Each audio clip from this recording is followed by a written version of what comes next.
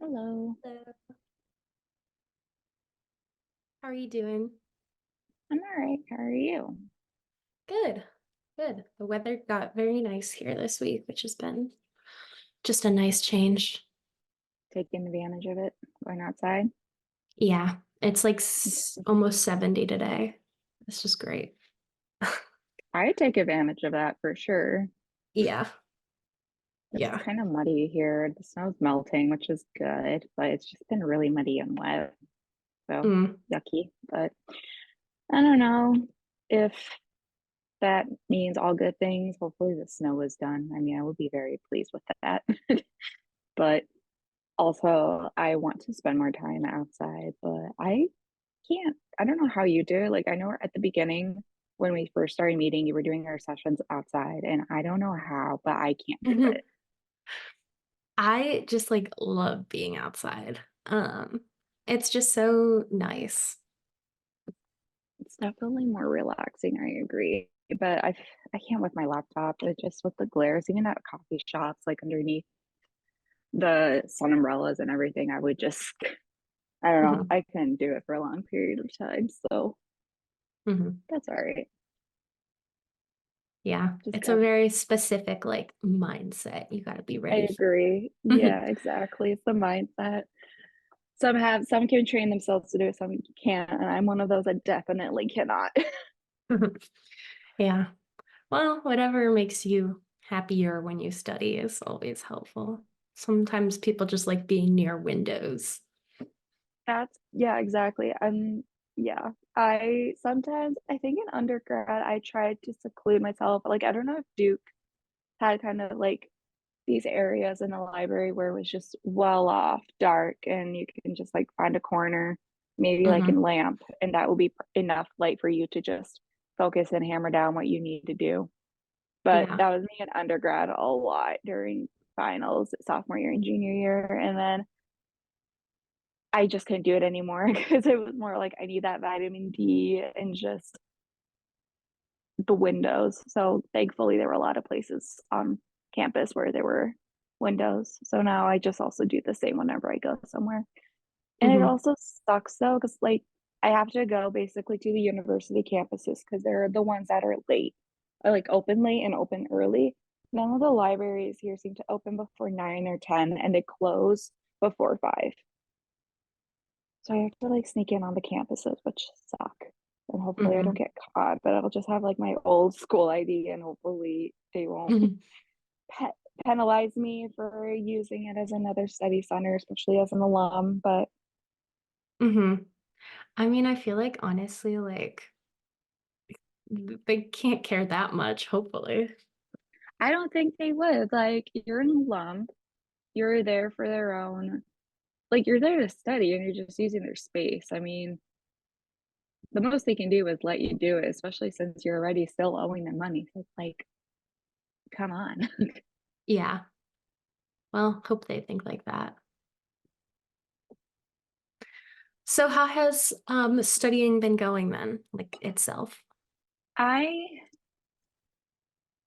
have been consistent on doing everything every day, more with well, like doing something every day. It's been more um favored in questions versus flashcards. So I think that was a main takeaway from last time when we met to do more questions and flashcards anyway. So that has been pretty like set in stone. I reviewed, like I filled in the blanks with the remainders of the U World questions from the set that you opened with biochem and bio, and then also one that I completed that I started but didn't complete for psych and soc. And then I have been doing like 30 set questions every day from U World or as much as when I can. I don't have migraine or work. Hmm. And those have been fine. I've been reviewing those questions as well, going through U World, right and wrong. Um, Kind of getting in the flow of it. Cars has been fine with Jack Weston, but there has been some flukes. I think it's just because I'm not well in those subjects anyway for cars, like for first history and literature. I think it's Mhm. more history that's unfavored. And then some I didn't even see before, so like religion, but that one didn't turn out too bad. I braced myself and I did the Picasso paragraph passage the other day, so I knew that was gonna be bad.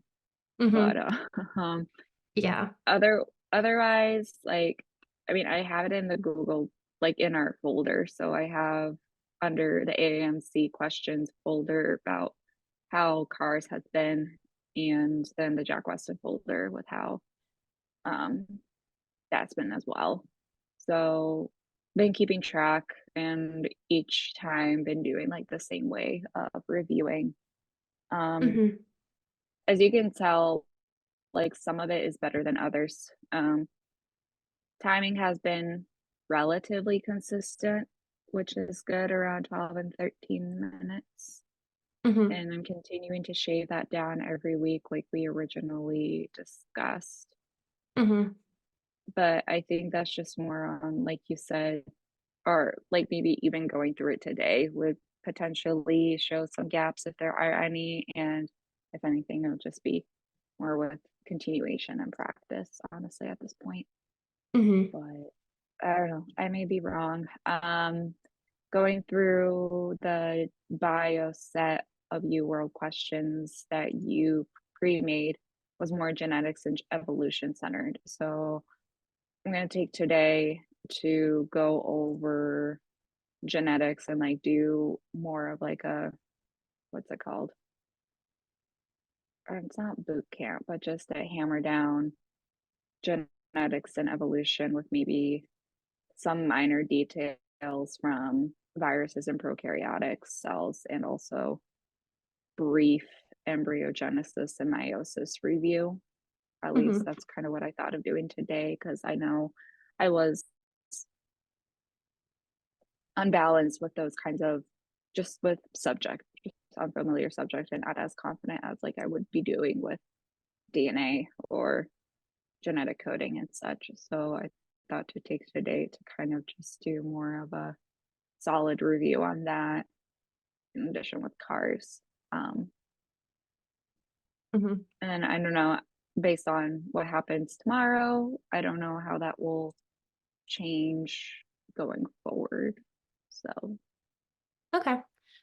Yeah, so I don't know, I kind of wanted to check back in about all the scheduling stuff and like timeline. Um, just because it's been a while since we actually like I mean, I guess we kind of thought about that at the beginning of January.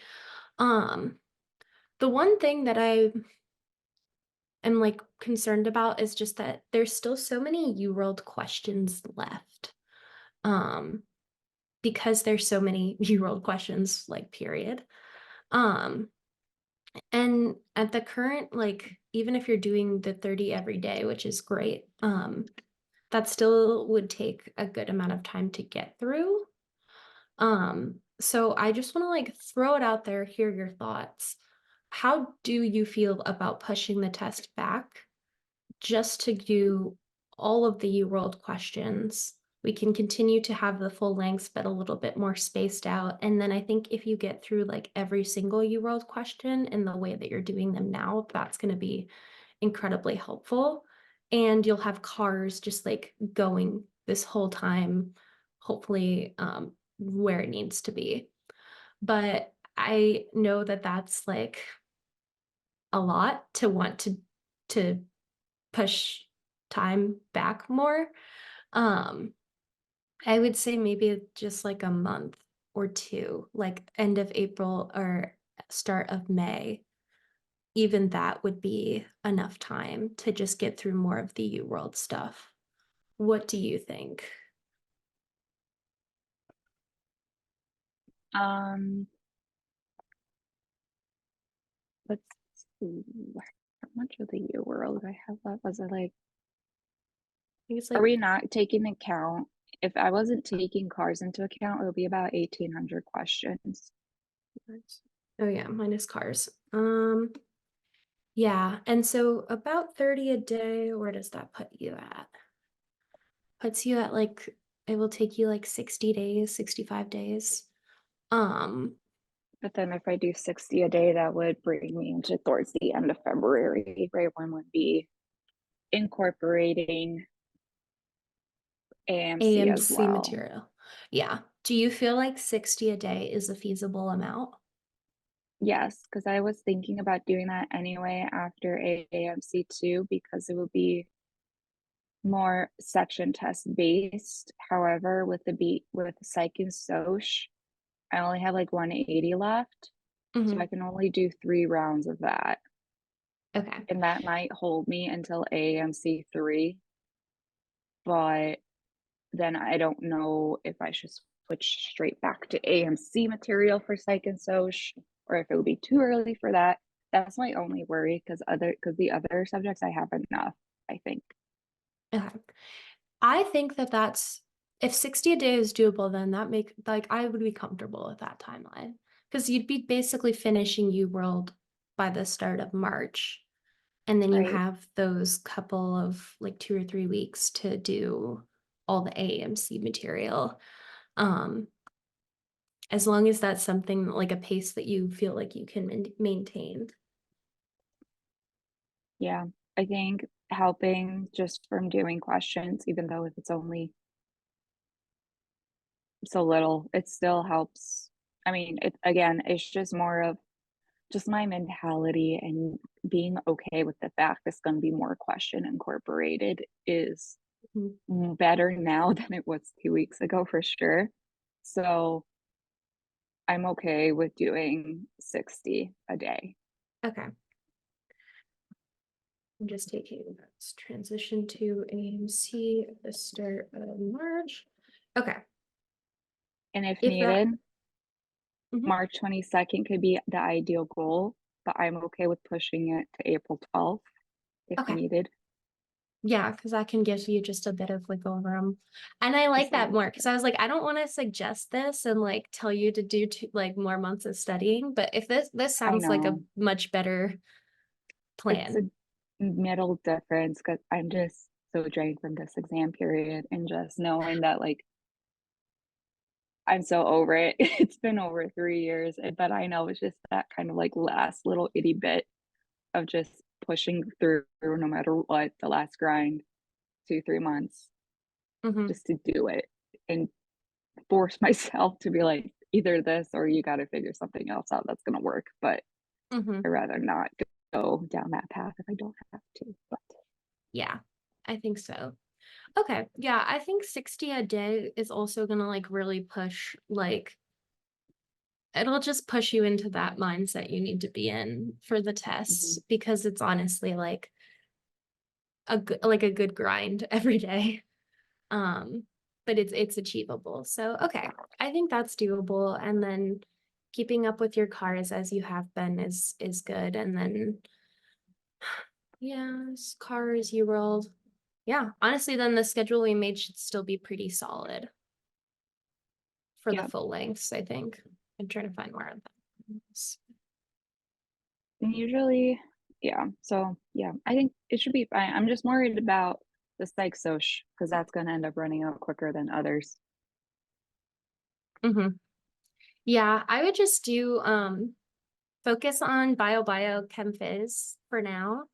Um, and then we can try to maybe cobble together some of the Jack Weston psych soc passages that they have. Um, or I'll see if there's any other good like resources that we have for more psych questions. But um that's something we can figure out. Find a And place that has more questions or something. you said you took yours last January, right? 2023.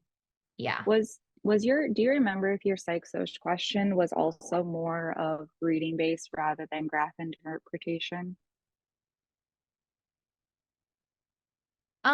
I think so. Gosh, I like should remember that. I kind of blocked it out after it happened. Yeah, that's fair. But yeah, I think it was pretty passage based. Okay, Like reading based, I mean. right. This psych social, well, at least for me, like the psych-soc graphs were fairly simplistic. Like it was like Yeah, this one, like they're definitely not as complicated as the bio ones. So I thought more of the emphasis and actual like synthesis had to be happening in the text of the passage. passage. Yeah, Hmm. because because I was going to say that's also going to be taken into practice from cars anyway.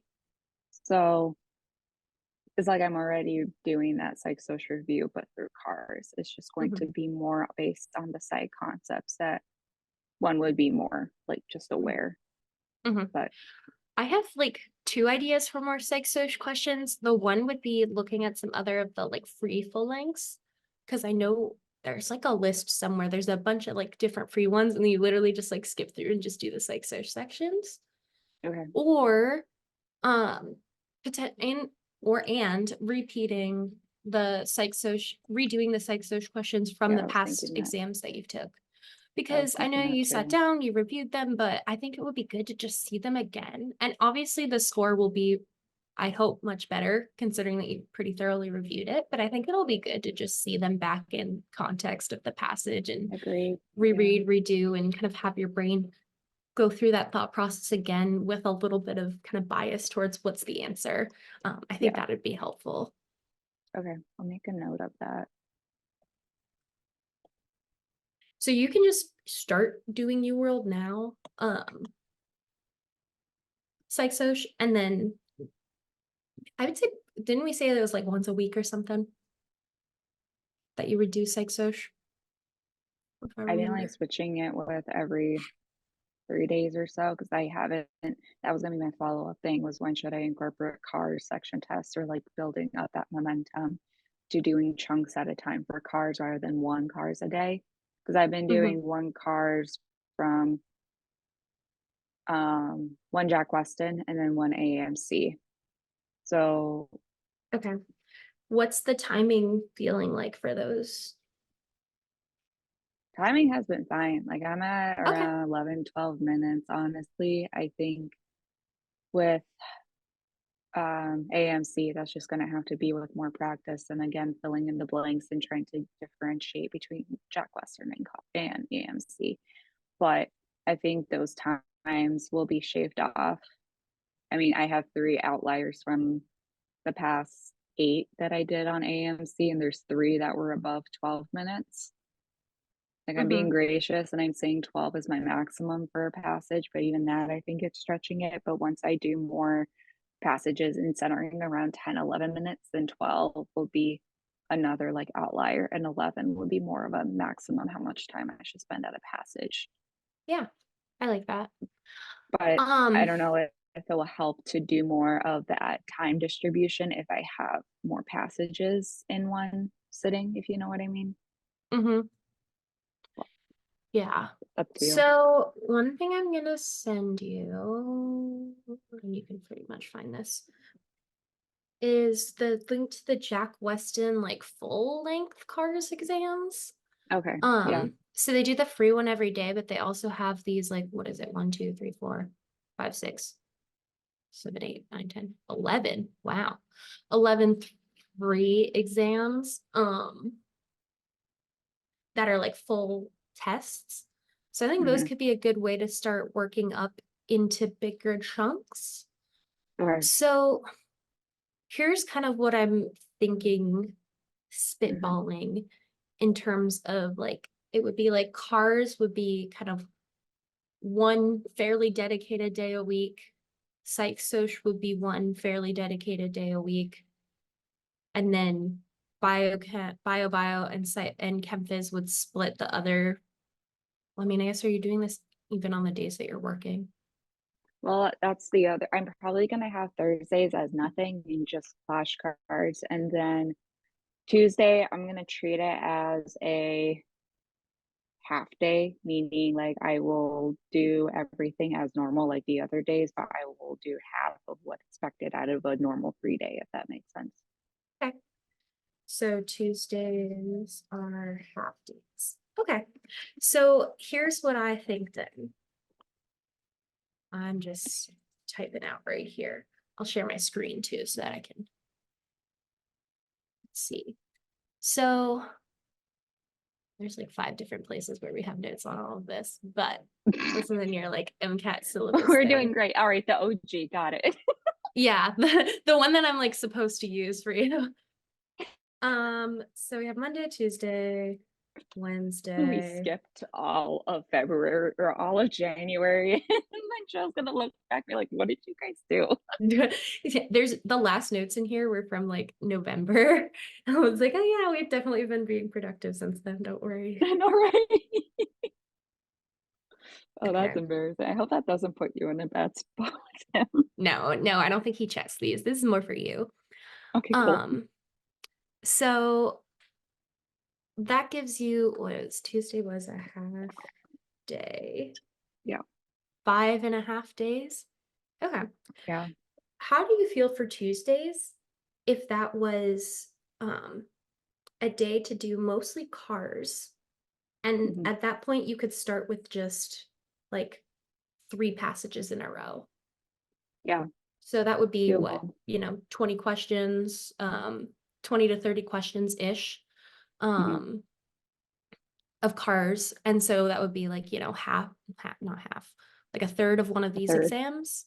Yeah. But it would let you start stringing together, like you've been doing 1 and 2, it would let you start stringing together like 2 to 3 to 4 Three. passages Right. and would give you a nice, good, dedicated cars day. And then every other day you're doing your daily passage. So I think that would be like an appropriate amount of cars for I now. agree. I Um, agree. if that sounds good.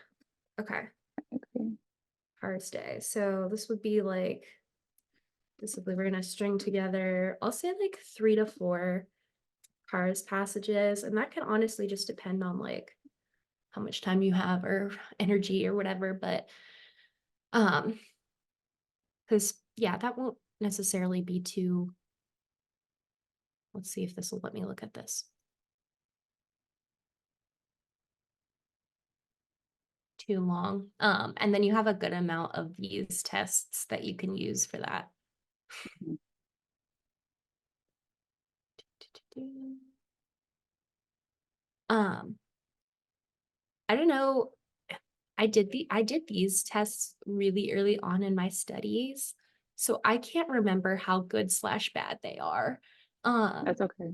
I know people really like the daily ones, so it's hard to remember like if people like these because I remember I struggled a little bit at first with some of these Jack Weston ones. But that could have just been because that was just me like starting out for the first time. So we'll just see Hmm. how they go. Hmm. If anything, they'll be a good point to practice timing. Hmm. Okay. So like Tuesday is a cars day. That sounds happy to me. Okay. Then in between all these other days, one day can then be psych soc. Hmm. I'm just gonna put these as random days for now. You can obviously change it around. And then it would be 2 days of bio and 2 days of chem phys. Hmm. And I think that sounds like an appropriate amount of like concentration on each subject area for me. Hmm. I definitely want to heavily emphasize the sciences. Psych soc, there's just not as much practice material, but doing it once a week will be good. And then cars will get kind of incorporated into all of that. Right. But still Just keep up with like one cars a day, right? yeah, With the daily cars. Okay. keep up with daily cars. So you basically get cars every day of the week, but then one day you'll do more More than that. emphasis. So Yeah. hopefully that means you're hitting about 10 cars passages a week, which is Yeah. solid. Yeah.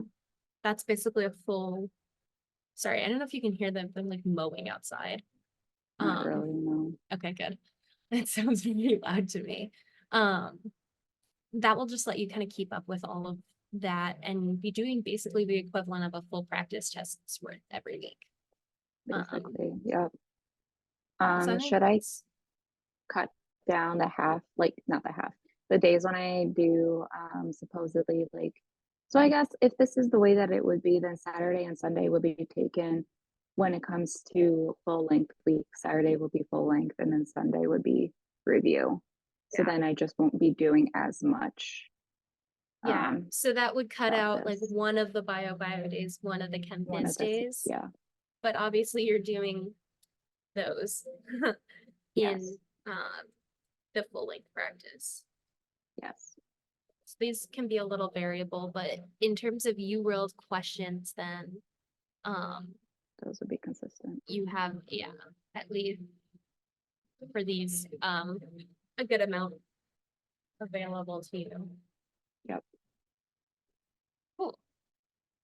Yeah, I mean, I think that this seems like an achievable workflow. I'll look into the more psych-social questions. This could always like be switched out for chem phys or bio. Like there's never any shortage. Right. I'll just say, looking at the UWorld questions that you have left, obviously biochem and biology are going to be super big. So that's what, like 700 questions left. I can't really do math. Divided by 60 question sessions. Okay, so you have about like 12 sessions left of bio. The thing with chem is there's just so many because they have so many orgo ones. So I would say you can definitely do some tests that are just gen chem and physics. Like I would Physics. focus on Yeah. these two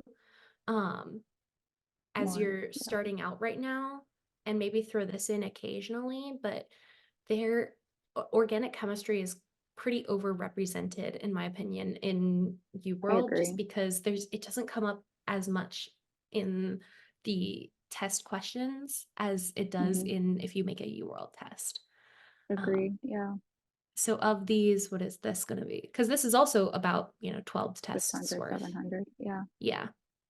And then this would then add in another like couple more. Hmm. So, you know, add it in every once in a while, but I would much rather you get through all the physics and all the gen chem from Yeah. here. Um, so if anything's gotta go, it's gonna be these orgos. Yep. That makes sense. Like, yeah. Cool. Okay. Yeah. I mean, I think that's a pretty solid game plan. Um, we can actually go and put your test in now. Wait a second. Yeah. Yeah. I'm Any still checking up. I still have my emails attached to, so they should, whenever there's an open spot, I'll get an email, and they'll open up as closer to the date anyway. So mhm. Yeah. Yeah, because there's gonna be people like moving theirs around yep. as well. Okay. Yeah, I mean, I think that sounds Mm, all like a solid plan, and yeah. Okay. that shall be the plan. Yeah. Cool. Well, we can jump into the questions that you had from the bio set, Hmm. and then we can look at cars. Let's see if I can get down over here. Where's my mouse? Exit out. I can't find my mouse. Oh, there we go. No, no, there we go. It's always like the hardest part of two screens. Okay. Spazzing. I just end up spazzing out my mouse until I see something moving and call it. Except if it's frozen, then we're really screwed. Yeah. Then it's just, trying your best. You Okay. know, Cool. My pen works again. All is well. So this one was the passage about the lac operon, which we can look and see how well you did in general. I think was pretty solid, minus those one or two questions. this one was dumb. Yeah, like most of the questions were fine. It was more Mhm. like that one was like I didn't know much more detail about. This one should have been a standalone easy question, but it's fine. That's, Um, yeah, I think this is a good example of like a UWorld question that's a little overly specific. Agree. I've never even heard of this, but yeah. Yeah, well, that's the Anyway, thing apparently.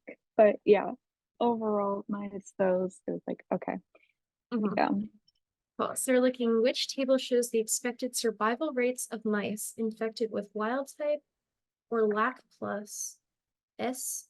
typhonurium after being fed a glucose-rich or lactose-rich diet for several weeks. Ah, the classic setup that they love to go to with these bio passages, which is basically just like 4 conditions all at once. So that they can kind of test if you know what direction both of those go in at the same time. So, see if we can, scroll down.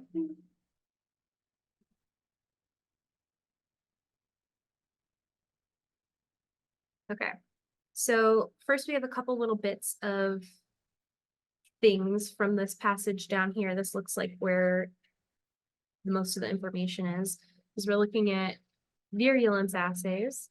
So virulence is obviously going to probably correlate to how sick the mice get. So lac plus bacteria were less virulent. Plus less virulent. And both wild type and lac plus bacteria were more virulent in the presence of glucose.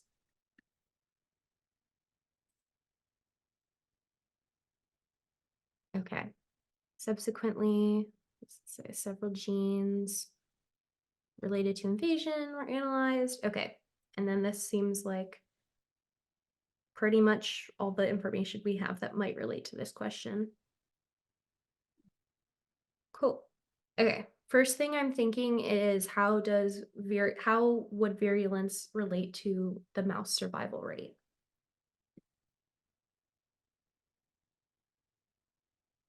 We would know that virulence is bad, period. Mm-hmm. Like we don't want them to be sick. So either way. Well, since this is that lac is less virulent, so then we will want lac bacteria to be more healthy. Mm-hmm.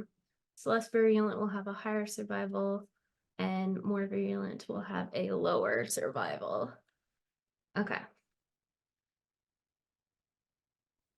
So I think first, just to eliminate, we can look at wild type versus lac plus, and make sure that the number goes up in the lac plus because these are going to survive better.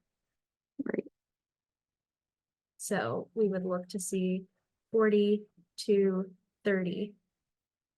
I would probably cross that out. 0 to 45 and then 30 to 60. I think that could be acceptable.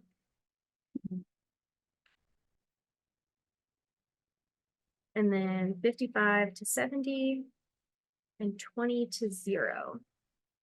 This is the only one where I'm questioning this relationship right here. Right. Because it doesn't exactly decrease when you just are using lactose. What is this? And when you are having a lactose-rich diet, there is no difference, or there is a decrease, and we want to see an increase in survival. So I'm kind of flagging that one for this relationship. Okay. And then 25 to 15, 50 to 40, both of these go down. So it's definitely not D. And we said it was definitely not A.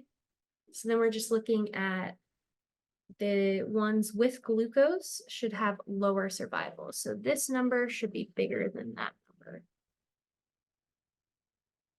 Right? Because we're just kind of comparing in terms of glucose versus lactose.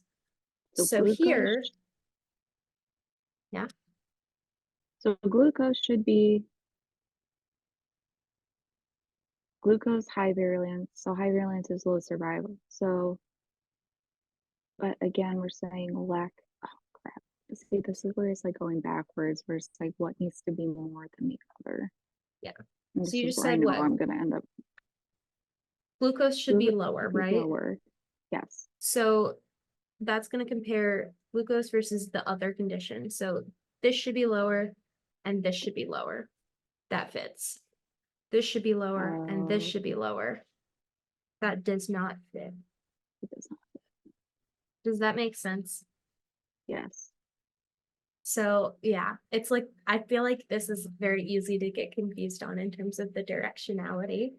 Um, So so it's if like you you said, it was the two by, like you said, it was a four-way. So you're comparing bacteria and wild type, and then you're comparing glucose rich of wild type versus glucose rich of lactate or lac mhm, plus yeah, because we disease. can't really compare like wild type glucose rich to laxy lactose rich. Like these two numbers, there's no comparison, right? We have no Right. idea.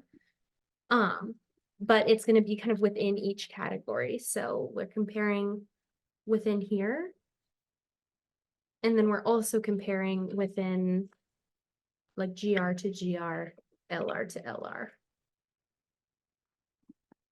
if that makes sense. Yes. It's So if you just figure going, out the right direction, it should be pretty straightforward. it's that same pattern of what was said. Um, I'm thinking of like psych soc where it's like you have to compare one versus the other, but something can't change. Like basically of a standard experiment, more or less. Oh, like a constant. Yeah, Yeah, basically you can only change one variable at a time is exactly what you're saying. So like here you could change whether it's wild type or laxy or lac plus, or whether it's GR or LR, but not both. Yeah. I think if you approach it like that with just like change one variable, see what happens, that's probably the easiest way to go about it. yeah. At least that's how it seems like it would. Have to change one to compare one. Okay, so Yeah, then so it'd be like a GL to LR compare and then a wild type to laxy compare. And just make sure that, or laxy, nice plus, just make sure that the other variable stays constant.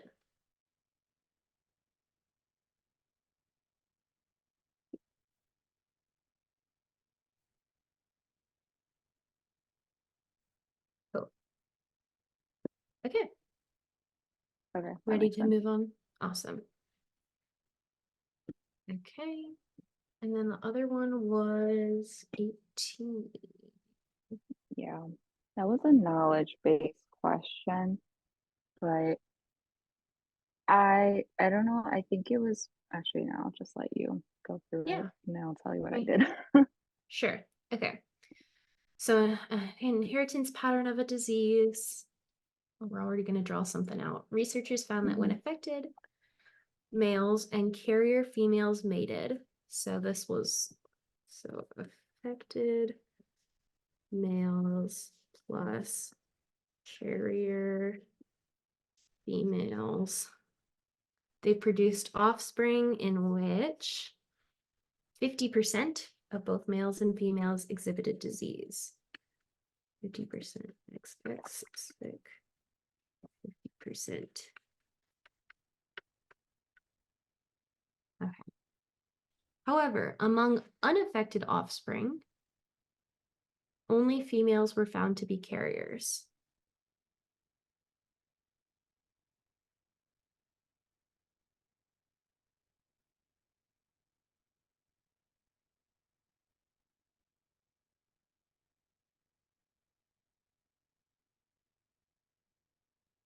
Carriers. Which of the following best describes the parental genotypes in such a mating scenario? Cool. Why don't you tell me what you thought of, at least, or how you approached it? Well, just correctly writing the genotype, it can't be alone just H small h. So it needed to be having your XX and your XY. Yeah, so we know it has to be sex linked. Sex linked, yes. Yes. And what clued me off to that was only female in unaffected offspring, only females were found to be carriers because men can never be carriers in a sex linked disease. Right. Okay. Yep. So we know it's sex linked, immediately eliminate A. Cool. What was next? So then, well, that also eliminates C. Oh, I just lovely. had it crossed out already. Cool. Yeah. Okay, well, that makes our lives nice. We just have two choices to pick Yes, from. right. In a case like this, I'll let you say what you're gonna say. I wouldn't be against just literally drawing these out into a Punnett square and then seeing what they yield rather than trying to work backwards. Oh, okay. Like, if that sounds easier to you to do it this way and then see what the results are and then see if the results match, that might be a lot easier than trying to do it from the results to get the parental genotype. Just because you Okay. only would have to do 2 Punnett squares, and I think that would probably be Right. faster than trying to backwards work a Punnett square, Right. as an And aside. okay, good to know.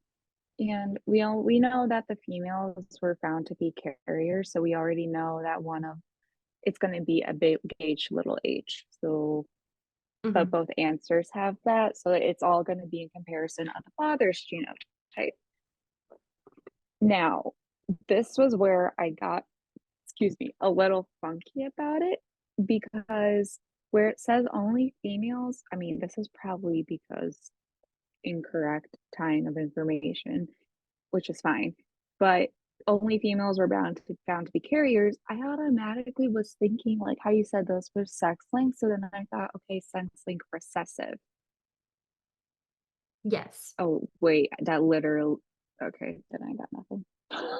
I literally answered my own question. Yeah. So I'm actually looking at this, and I don't even think you need to make a Punnett square for this, because this is telling us that affected males and carrier females mated. And we already know these are both the genotypes of carriers. Carriers. And so this will be the affected male, right? Like they're telling us in the passage, like it's an affected male. I think that would make sense to me. Um, But then what about the capital H because that would be more of the dominant. Would that be also maybe that's why I said D because when it's saying affected males, it's a capital H, but that goes against the X recessive. That's X link recessive. yeah. Okay, so maybe it was just a confusion about the capital, because I also am like, why did they just assign it H versus H? But yeah, because they said little h, they're indicating recessive. Recessive. Yeah, So if you want recessive, whoops, wrong one. You'd have to pick the one that has the that's recessive recessive. little h. If it was a Yeah. dominant, if you were to look at this, like every female would have to be affected if this was dominant because they would get the chromosome from their dad. And so like every female would have to have the disease if it was dominant, but it's not. Because it's a carrier. Mhm. Because carriers Okay. exist. Yeah. So if a carrier exists, it has to be recessive. You Hmm. can't have carriers of a dominant disease. They're just Right. sick or affected. Exactly. Yeah. That must be what it was then. Okay. Like, okay. Does that make I don't know. sense? Yeah, I don't know what I was if I don't know if it was because there was bound to be carriers, so then but then I would have to be sex linked recessive in order for females to be carriers instead of just sick. Mhm. Because they were if they were just sick, then it would be D. Yes. If it said that Okay.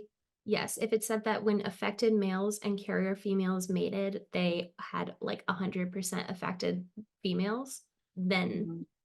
that would be correct. Dominant. Okay. In both of these cases, males could never be carriers because they would either just be healthy or just be sick. So you'd still have that 50-50 males healthy versus sick.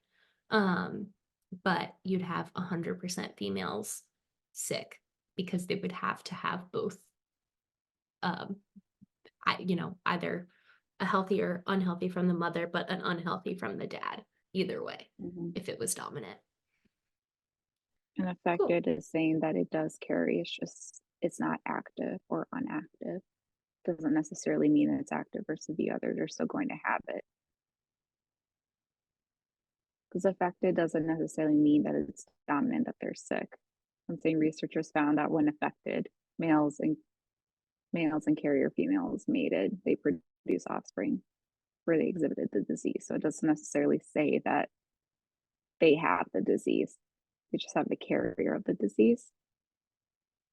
So I think in this case, when they say affected, they mean have the disease. And so then when they say they exhibited the disease, they would also mean like have the disease. They Okay. don't have the nuance here of like, oh, you could carry the gene but not be sick. It's basically like if you have the gene, you are sick. Like that's what they're asking you to evaluate. Okay. So when it says just affected males, it's going to be this kind of male no matter what, assuming it's recessive. Got it. Unless stated And otherwise, then, it's going to be recessive unless stated otherwise, right? yeah, I don't think I've ever really seen like sex-linked dominant come up, but you would probably be able to tell like if you did because every female would be sick. Right. I think those kind of mutations just don't select well. Like sex-linked Right. recessive's a lot easier to kind of pass on in the generations because the women are having the children. Yeah. So they're better protected, but sex-linked dominant, I don't think that would fly very well. No.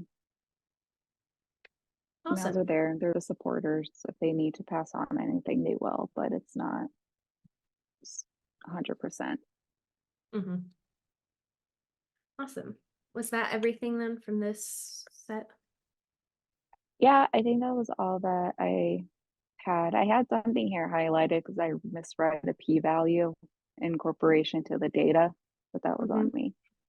But I understand because I didn't look at the whole experiment like in its entirety.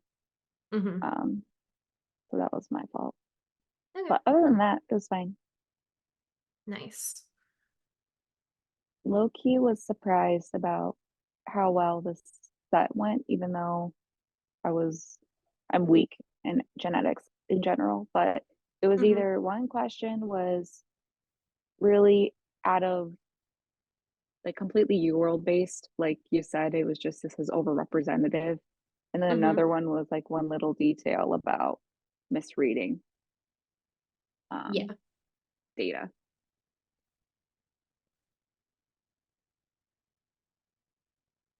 Let's do this on you.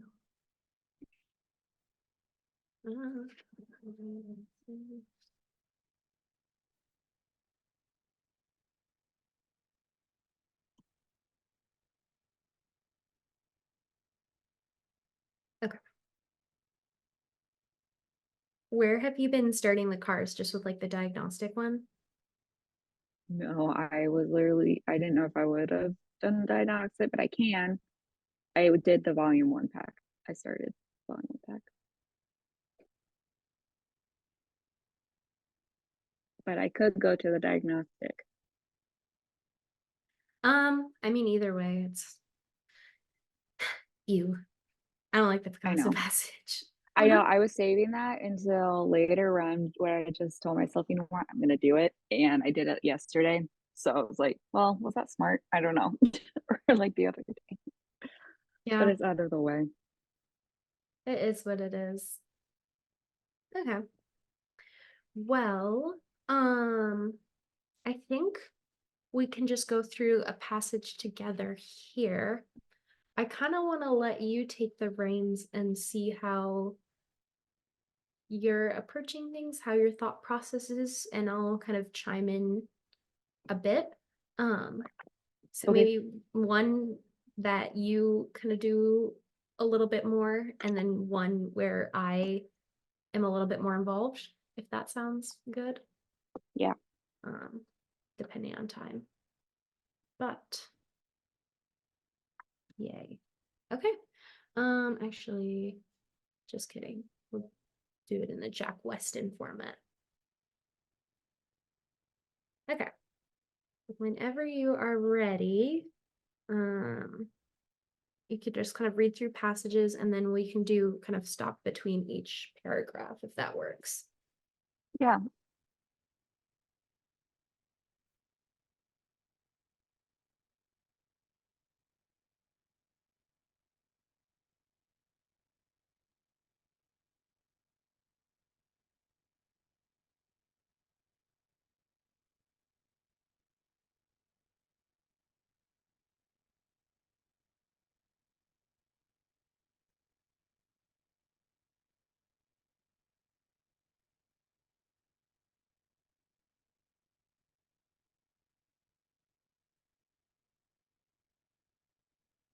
So, paragraph one, introducing two stories um, about a specific novel before World War One or Civil War. One was about Puritan tradition. The other one was sparseness of American social life, but they all basically wanted to draw and emphasize how um, it was more better suited toward American imaginative spaces. So kind of more of towards the idea of like the new world kind of perspective. I know that's not accurate because it's early because of Civil War, but that's kind of more of like more free willing. Mhm. Um, I'm trying to figure out how much I want to say. So, yeah, just thinking about the two ideas here. It's always hard when it kind of just starts out the passage. They're not actually referencing a specific novel. They're just talking about like the concept of the novel. Mhm. Um, but thinking here, I what I'm drawn to is that there's kind of like two sides to this. One side that doesn't like fiction, and one side that says like life is just kind of boring and conventional novels are also boring and hard to write. So we can't write fiction, we can't write like conventional novels about social life. What is the kind of form of literature that we have left? It's the romance novel is what I'm seeing. So it's kind of like, no to fiction, no to novels about social life and like daily life. But the romance is gonna probably be the genre here that's, better suited to the time. And it talks about like, whatever this even means, like defiance and apologies and just more reflective of the space and time in the US. Mhm. Okay.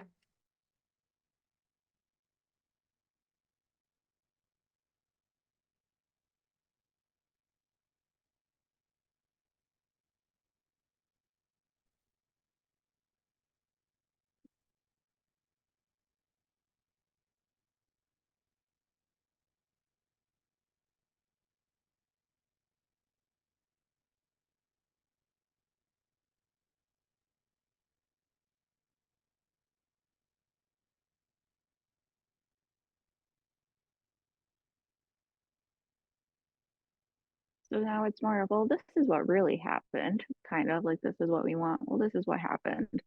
Um, so the hostility to fiction, there was no difference based on England versus America. They were actually more conventional than what they intended to be conventional. And people actually liked it, the hostile to fiction. Like they were, or like they liked fiction. They thought it was more enjoyable. Mhm. Yeah. It's like the conventional novel wasn't actually the conventional novel yet. Great many novels were written and published in America at this time of supposed hostility to fiction, and a great many more were being read. Yeah, basically saying the story that these historians tell is kind of wrong for this reason and this reason. But people enjoyed it anyway. Mm-hmm.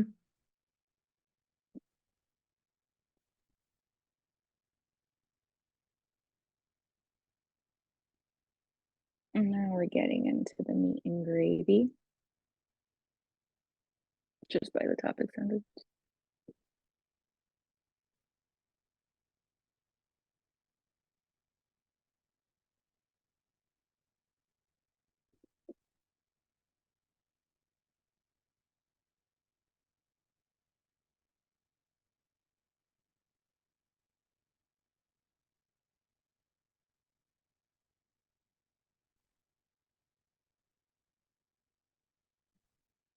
So this is more of showing, all right, there's evidence that American readers really do enjoy fiction, and here are all these markers in time of why that is true. Mm-hmm. Yep. This is a lot of just kind of like bare statistics. But yeah, we're Yep. just kind of seeing exactly kind of what this point was. Offers evidence of American readers' interests in fiction. Awesome.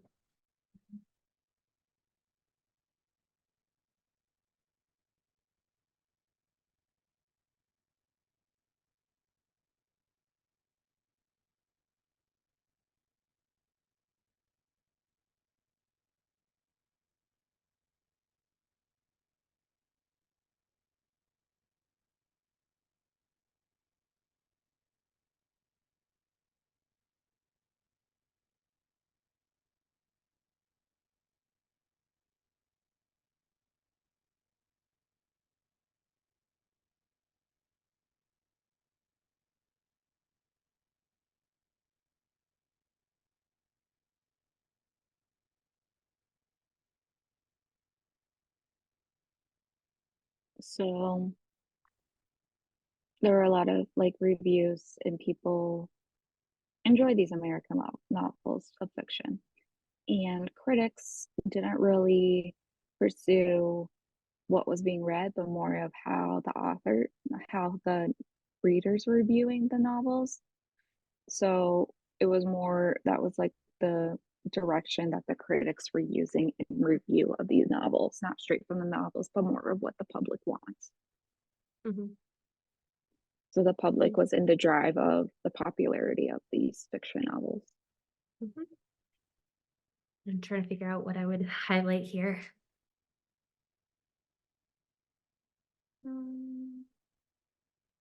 What about the understand the reason for public preferences? Pull down. There we go.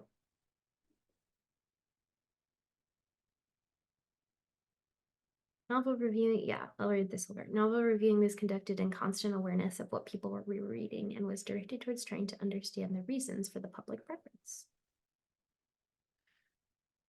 So reviewers kind of knew what they were doing and were interrogating what the public was reading. Yep. Cool.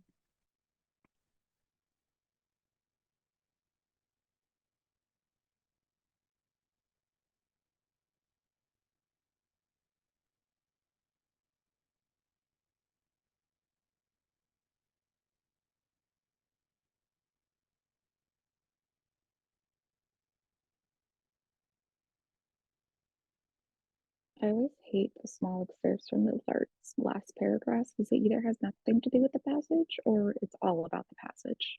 Last paragraph. Mm-hmm. But this is more of like the writers are giving or not giving themselves as much credit as the public is.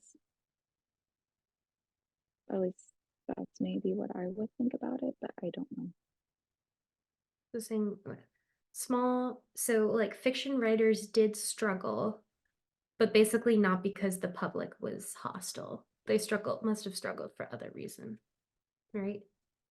Yes, So they're this like was, not in favor or like something about the books were like putting them uneasy, but it wasn't. But the public would have said, "No, what are you talking about? Like these are awesome."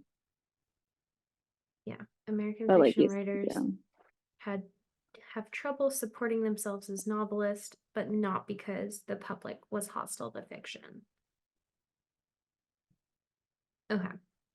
So on the side here, I've kind of been like breaking this thing down of this is paragraph 1 is introducing us to this idea, this story, that the US is hostile to fiction and that they don't write about conventional life. And so really that period of time was just the period of the romance. And then this passage, paragraph 2 says, oh, well, that's not true. Here's why. Passage 3 says, like, here's some statistics even more to support why that's not true.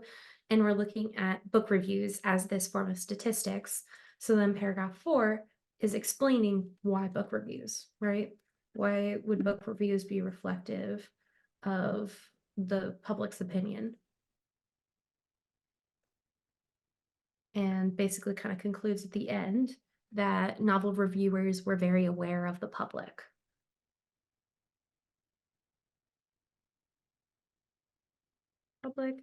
And then it kind of wraps it up at this very end with this idea that like fiction writers struggled, but not because of the public not liking fiction.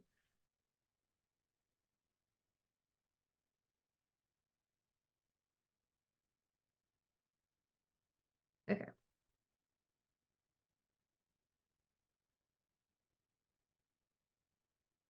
Word like hostile. so they were hostile toward the writers, not towards the fiction. Yeah. One could argue maybe they just didn't write good enough books. Put it in an AMC question. Yeah. So basically, this whole paragraph has debunked this idea of hostile to fiction. That's kind of what it centers around, debunking this. Cool. I really don't like how I love this helps me a lot with Jack Weston passages is how it says at the end when you review, like, what they thought their main idea was. And Mhm. then I did put that section off of my guess of what the main idea was, and then I compare it to Jack Weston's. They don't do that for AAMC stuff. Mhm. And it's so hard for me to centralize the main idea because I do that every single time with Jack Weston is I write it and I stick to it when I'm stuck on a question. I use it as a reference to if the answer still reflects to the main idea. But if Mhm. the main idea, like if I get the main idea is wrong, then my questions, the line of questioning is going to be incorrect. Mhm. And they I don't do wonder. that for AAMC. Yeah, I think like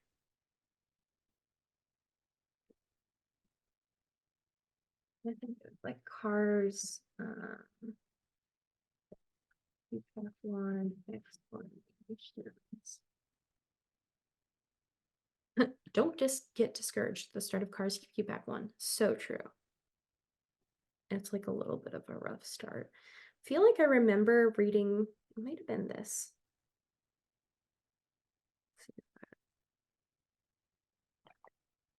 Oh, I remember those. I don't think any of these are cars though. Mm-mm. Wow, they don't even have cars. That's weird. Mhm. This has 1 star, so okay. Let's glance at the Jack Weston annotated answers when we go through and see if they mention it at all, because that could be a Okay. helpful like extra tool with the add-on or the Jack Weston like explanations. Okay. That's helpful if I'm reading it and if any perspective is helpful. Okay, cool. Well, let's jump into question 29.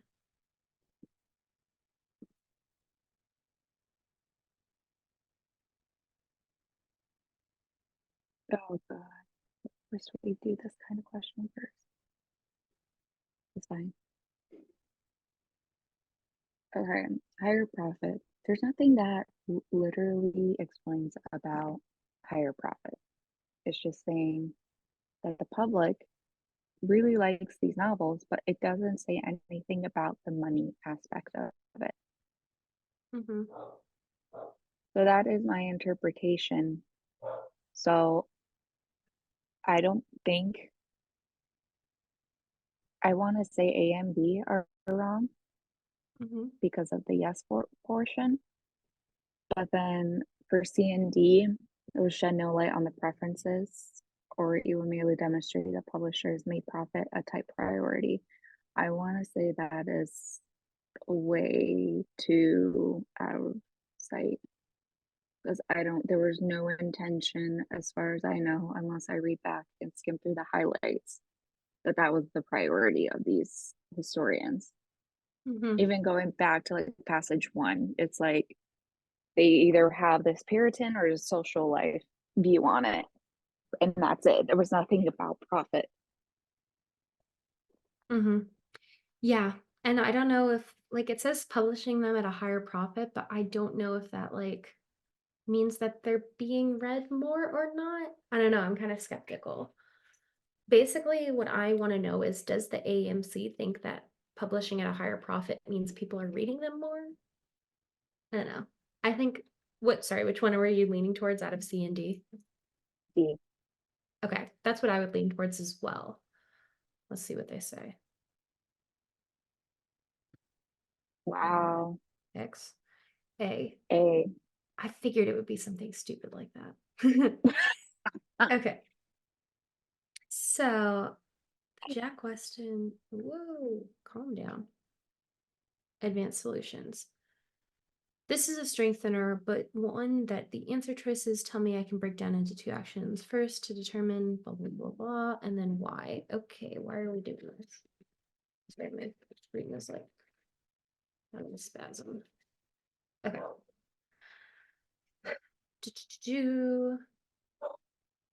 Pre-Civil War Americans actually really liked to read. If it was the case that American publishers could get and publish European novels at higher profit than American ones, that has to support the author's argument since it suggests that there was an appetite for books in America. That means that I can eliminate C and D. I should move on to the other answer choices after this, rather than predict the second half of the right answer at the same time. That's dumb. I guess I could see that of like, I guess that publishing more at higher profit would mean that they're being consumed more. But I don't, But yeah. who cares? That has nothing to do with it. Let's read the explanation for A. So I think A makes sense then if it does indicate like, basically they're saying that like America, well, okay, so it would support this idea, right? Book reviews published offer evidence of Americans' readers' interest in fiction. So we know that Americans are interested in fiction. So it would make sense that there are these books being sold at a higher profit. So the books being sold at a higher profit would show me that America in general was interested in fiction. So I could see now how I could take off C or D, right?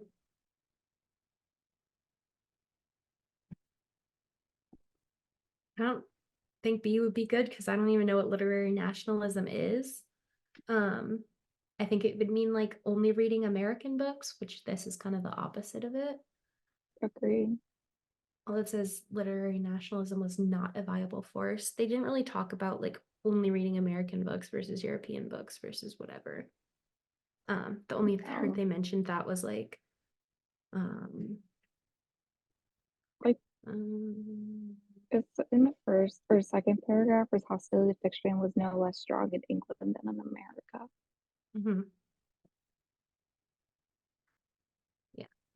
I don't like this because I don't understand why, like, I don't know. I guess again, it's not. Mhm.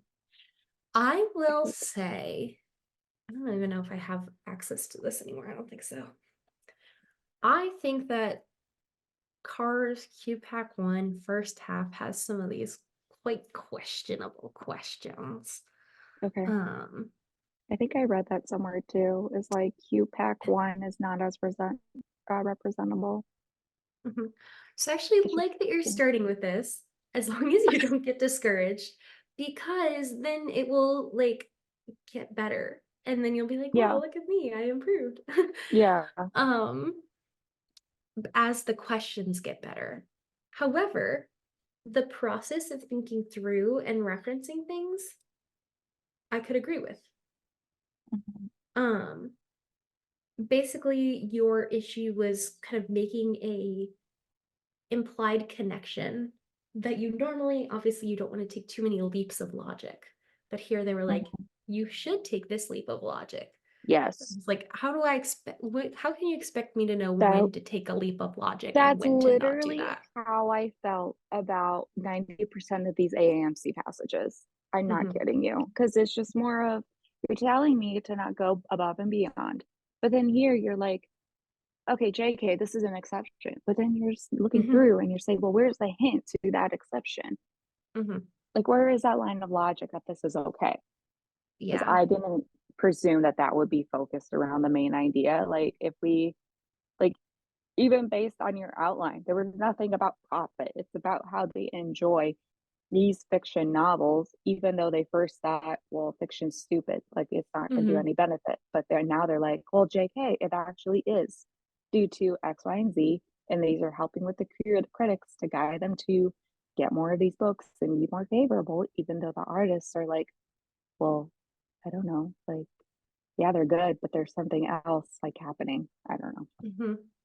So So weird. I think that recognizing that like issue with the leap of logic is good because that's really why these first few passages are like kind of rough. In as at least as far as I can remember. JK, I don't want to do that because I'm gonna lose our progress. But like with the especially like the Picasso passage and then like all those other ones like at the start of Q1, there's a lot of that like I think these might be like older questions kind of before Yes. they might have gotten a little bit better about setting their expectations in terms of like no outside knowledge, no lump jumps of I logic. agree. Like, Yeah. these are much less, in my opinion, these sets of questions are less evidence based than you would typically run into. So don't be discouraged. Okay. But also like still worthwhile to take the time to read and dissect, hopefully.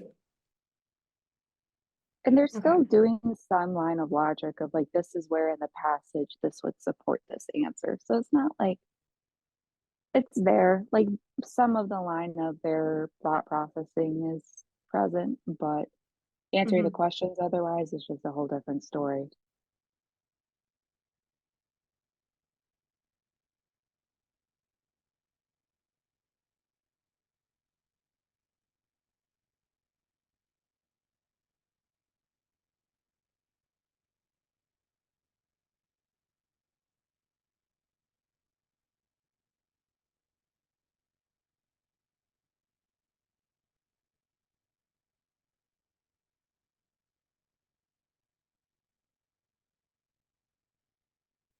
So now that it's saying historical research, this is all, I think we will be more in favor of paragraph 3. Hmm. That's exactly where I was thinking too. Therefore, I can eliminate A because that is more based on last paragraph. Well, remember, we're looking for what is not clearly supported. Oh, so okay. So maybe if we look at what does paragraph 3 like clearly support? What Okay. do we get out of paragraph 3?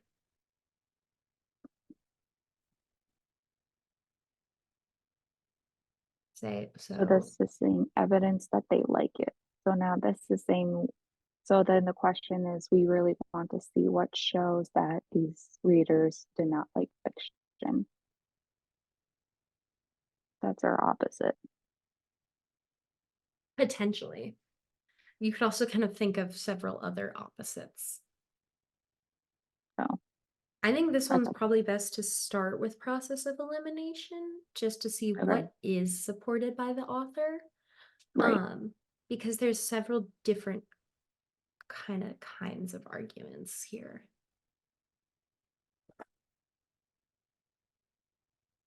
Okay. So then with 19th century American writers now considered major had difficulty supporting themselves by writing. Mhm. I was like down here. It also mentioned in that um, paragraph 3, just explaining what major quote unquote is. But a few dozen by virtue of their circulation, influence, or national scope are properly called major. Mm-hmm. But A is true. A is shown in paragraph 3, but mainly last paragraph that it is supported. 19th century American writers now considered major had difficulty, evidently have trouble supporting themselves as novelists. So yeah, This looking at number. this sentence, 19th century Americans have difficulty. The only caveat I want to add to this is we can go through the other questions. It's talking about like historical research. I don't know if this wants like a statistic or something. Like, I'm not sure. I think we should see what the other questions talk about. Because, like, this is true. Like, he says it in the passage. But does he support it? And that's where I'm not sure. Because, like, I think they really liked this idea of, like, here are the statistics and the research. Yeah, that's fair. That's literally like, where's the evidence?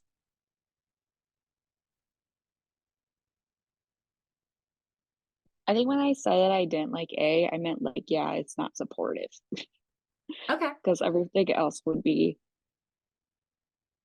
like many novels being written and read in the US from 1840s. I mean, this is book reviews published between favor. Okay, yes. And then They have 100,000 subscriber marker, a number that would extrapolate to over a million today. So I feel like B is supported. And then also like progressing of magazines being read.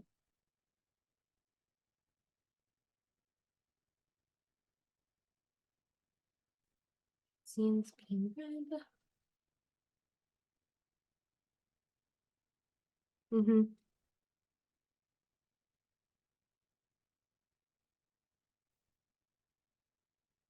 Yeah, I think so too.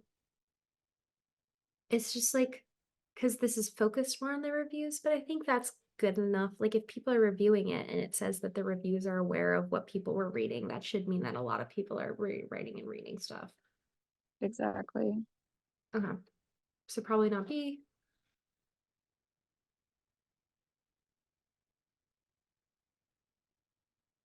I think C and B are similar because it's saying that they're well received by the major American periodicals of the mid 19th century. Mhm. The And periodical press, United States grew in size and influence during the 1840s.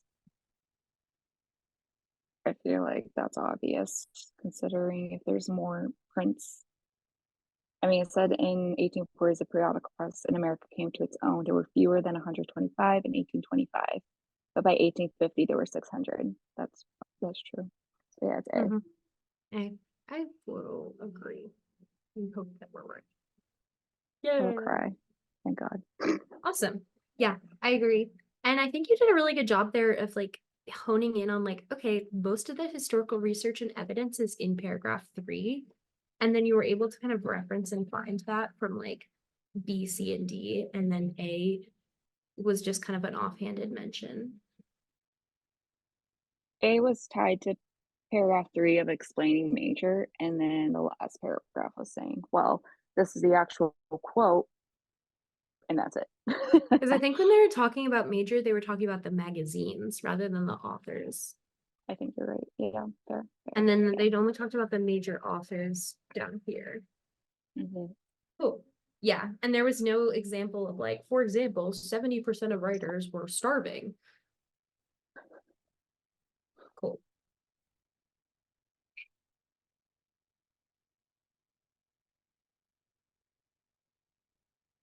Yeah. These are also weird. Like most of these, a lot of these style questions, like what role does the sentence play? They don't really necessarily word those like that anymore. Nope, But basically it's asking like, why did they include this? exactly.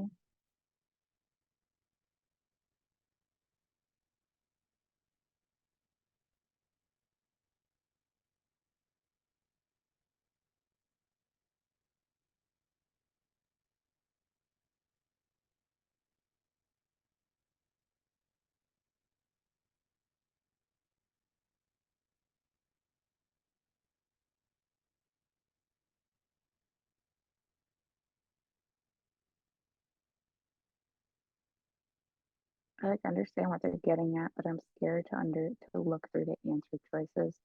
It's like kind of this reminds me of like the Agatha Christie novels or the Sherlock Holmes. It's like they're using this might be way out of line, but this is the way that I'm just thinking about it. It's like they're using that setting for American novels, but you wouldn't find something like in Scotland or some base of Scotland in these novels with like in that's like with the fiction, if that makes any sense. Maybe. I don't know if I know exactly what you're saying, but basically like Scotland doesn't like fiction. And then we're More just or saying less, like, we're yeah, not Scotland, we're America. exactly. That's kind of the vibes I got. And so it's saying More like, like there's no why difference. no, yeah, or like why are they including like, we're not Scotland, we're America? Like, what does that help them do?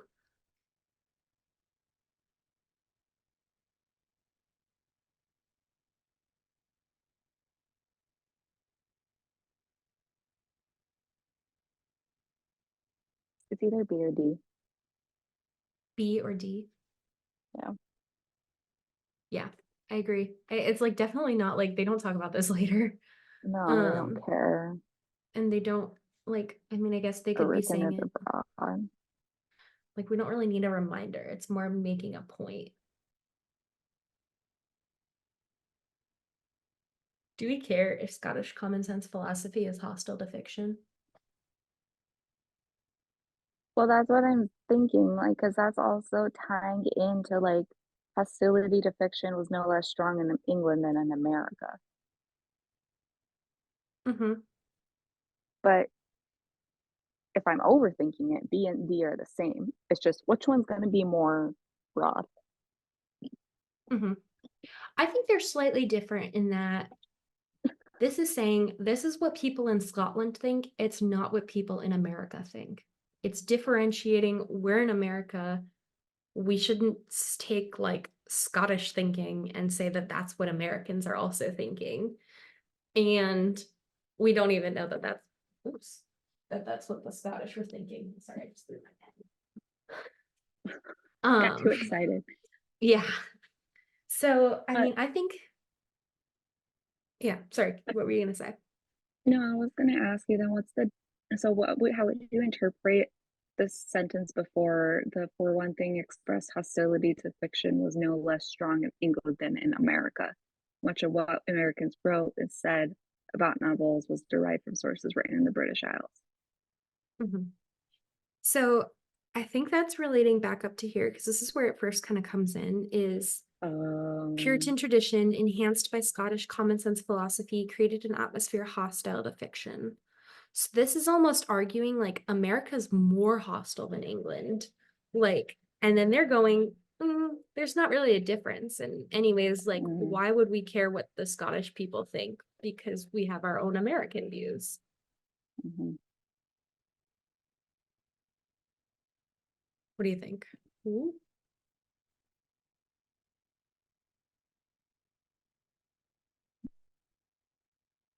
I think now that you mentioned the Puritan tradition, I think that is contradicting what it's stating in paragraph two. So they're like, these guys are hostile to fiction, but these guys are not. Well, no, I don't know. Oh, Maybe let's I don't re. know. Okay. I feel like D is too specific. What? Just Okay. Focusing on this basically precise sentence, it's serving to differentiate America from Scotland, right? yes. It's saying just because they think this in Scotland does not mean that that's what they were thinking in America. That's kind of what this whole passage is saying. It's like, oh, it's hostile to fiction. It's like, that's not actually what we were thinking. This is the evidence why. So it's saying, like, That's right. we We said shouldn't that before. describe something in Scotland as like something that's happening in America. That doesn't That's right. make sense. So we're saying then that like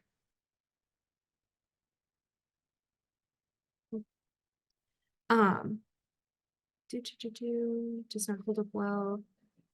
There was no difference really. Like America's not more hostile, and that we still talk about and think about like British novels. So we shouldn't like take another point of view and apply that to the American thinking here. I Yes. think I would Okay. lean towards B in this case. Oh, you just convinced me it was D. I was going for B the whole time, and now I'm convinced it's D. So, does it actually like tell us that like that Scottish philosophy was hostile to fiction? Like, No, it was just enhanced. it's basically just saying like whatever they think, like we're America, we don't think that. Right. So it's showing that there's like let me double check this. Okay, cool. It's showing that basically you can't take thinking from one country and apply it to another country. Yeah. And I thought D was too specific too, and not referencing to the whole paragraph. That's just Mhm. referencing to a little excerpt. So I thought it was B. Yeah. So I guess the point that I was trying to get across was like, why would we even care if they are hostile to fiction? Like, it doesn't really strengthen the argument or anything, or like, um, let us know. It's basically just saying, like, don't take thoughts from one place and call them thoughts of another place, if that makes sense. Hmm. Okay. Does this like fully make sense? I feel like that was a very Yeah. convoluted explanation. Hmm. Okay. Yay. See what they have to say really fast. Um, so here's like a little bit of a like summary kind of thing within their description. Paragraph 2 is focused on refuting the claims made in paragraph 1 regarding the standard description of the state of the novel, blah, blah, blah, blah. Um,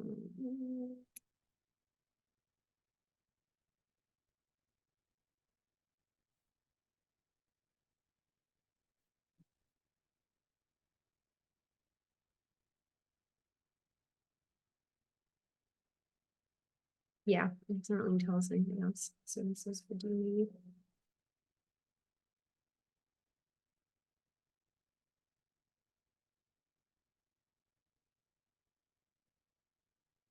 Okay. Oops. Good. Hmm. Let's see.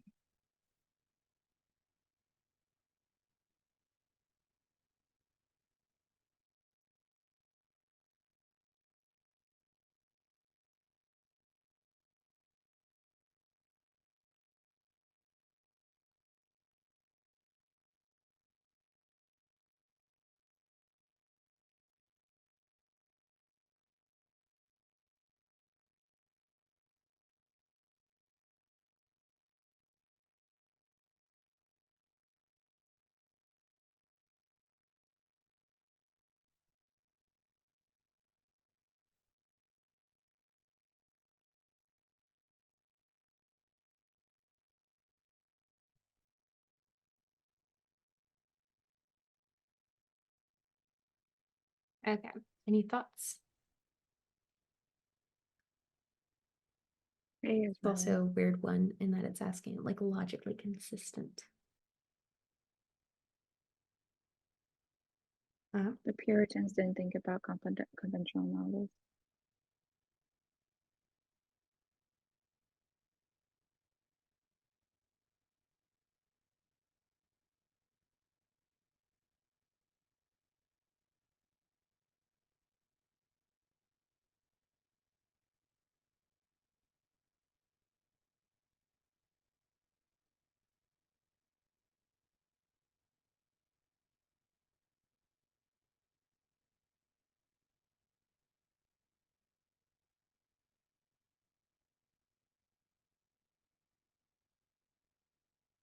God, I hate how I jump to conclusions without having actual backup. What was your kind of thinking My, there? my instinct is B, but I am looking for evidence to see if B is incorrect. So, this is a weird setup of a question in that it's like a completely different scenario and it's asking us which one is like logically consistent. So, it's saying there's the death of the controversial of the conventional novel due to widespread breakdown of social cohesiveness and an increase in individual isolation. So, this is calling something the death of a novel. Immediately, kind of having read this passage, I'm like a little skeptical of like, everyone used to claim that we were hostile to fiction, but that wasn't right. If they say that, a conventional novel is dying, I'm also not necessarily convinced that that's correct. Um, But you, even in the line of what you have for paragraph 1 is that US is semi-hostile to fiction, plus conventional life is boring, which leads to the genre of romance. mhm.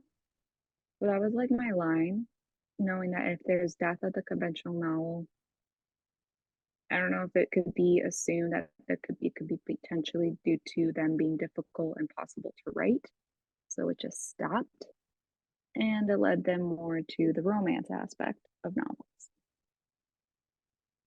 Mhm.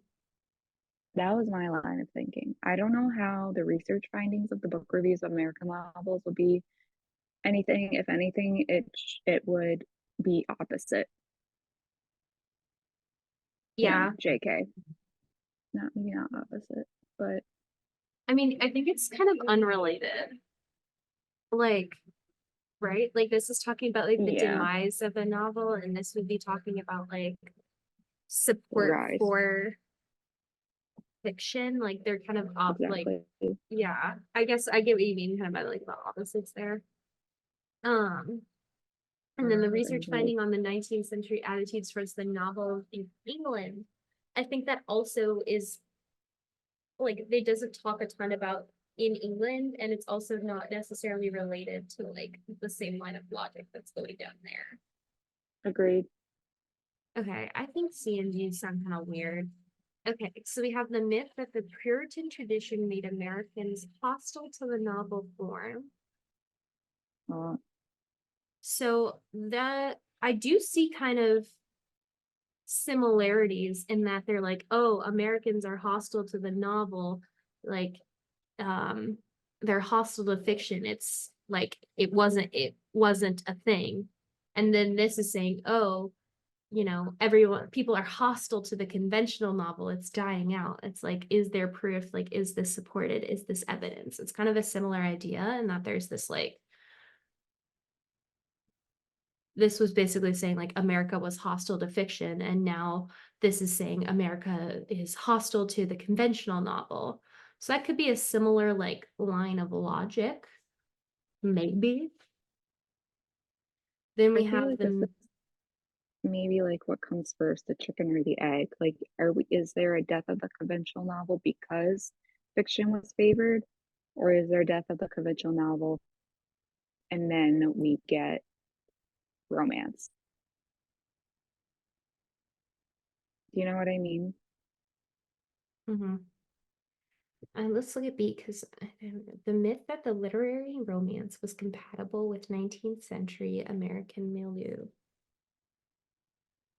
Um, I mean, I don't think they talk at all about romance, really, right? It's just mentioned. Like this says America is better suited for the romance, but then it never says if people are actually reading romance or not, right? Oh, is that what it meant by compatible with the 19th century American milieu? Like that ended up being like the new popular, Yeah. oh, Literary romance was like replaced. this. Here's what it says here is like better suited to the American imaginative space. That romance was like the genre. I feel like that would even make it more realistic of why there's death of the conventional novel. And also individual isolation. Is there any proof about that that could hint one towards the other? Oh my God, here, the romance created an ambience of isolation, alienation, defiance, and apology that left its traces in the work. It's Yeah, B. I'm I think convinced. the yeah, actually that makes so much sense. I think. I'm Let's see convinced. before we. Yes. Okay. Awesome. I I totally that makes so much sense. Yeah, because this is saying that like, oh, people didn't read conventional novels because romance better fit their isolation, defiance, alliance, whatever. So this makes sense. People aren't reading conventional novels because of the isolation, defiance. Perfect. Original instinct was right. Okay. Yeah, Except for like wrong these. reasons. I mean, these are very like convoluted.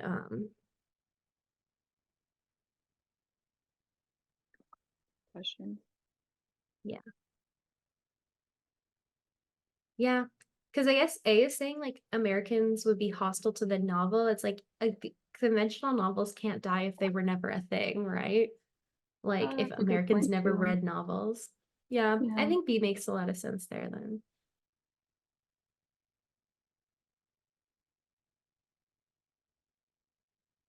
Okay.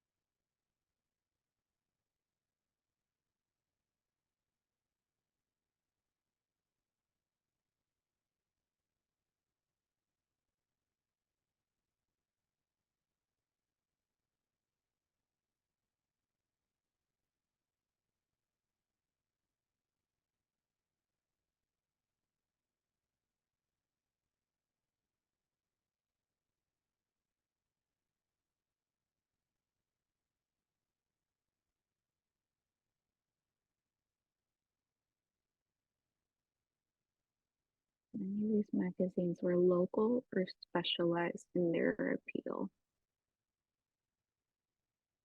but a few dozen, by virtue of their circulation, influence, or national scope, are properly called. Because this is also specific to American magazines. Mm-hmm. So, which one is least to find expected? So, which one is more showing the opposite of what magazines were? What were not local, special?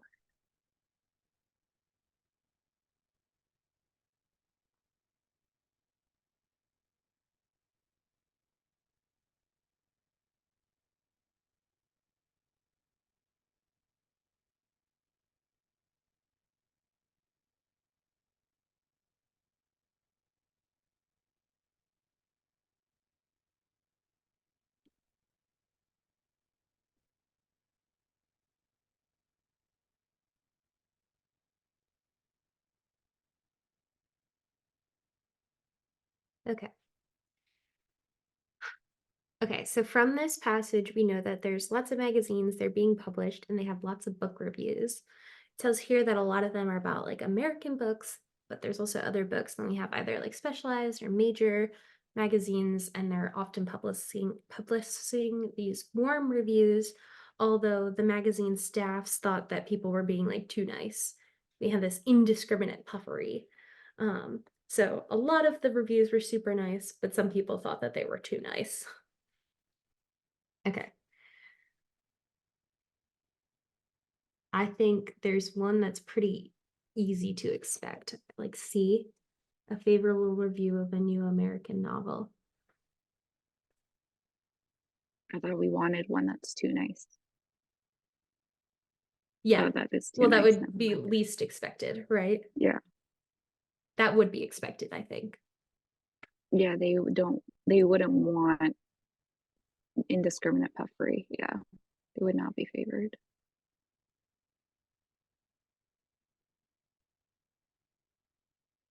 Okay. So we would find a favorable review.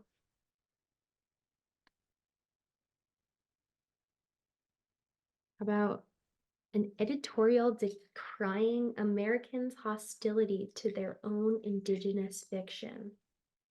I don't like the wording. It's too complicated.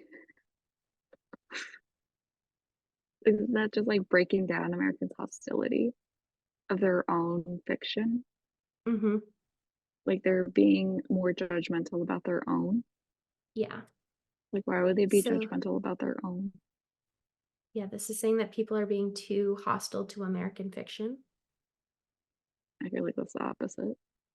Yeah, I would actually agree, right? Because it said that Yeah, they're too warm. We're not being too hostile, we're being too nice. exactly.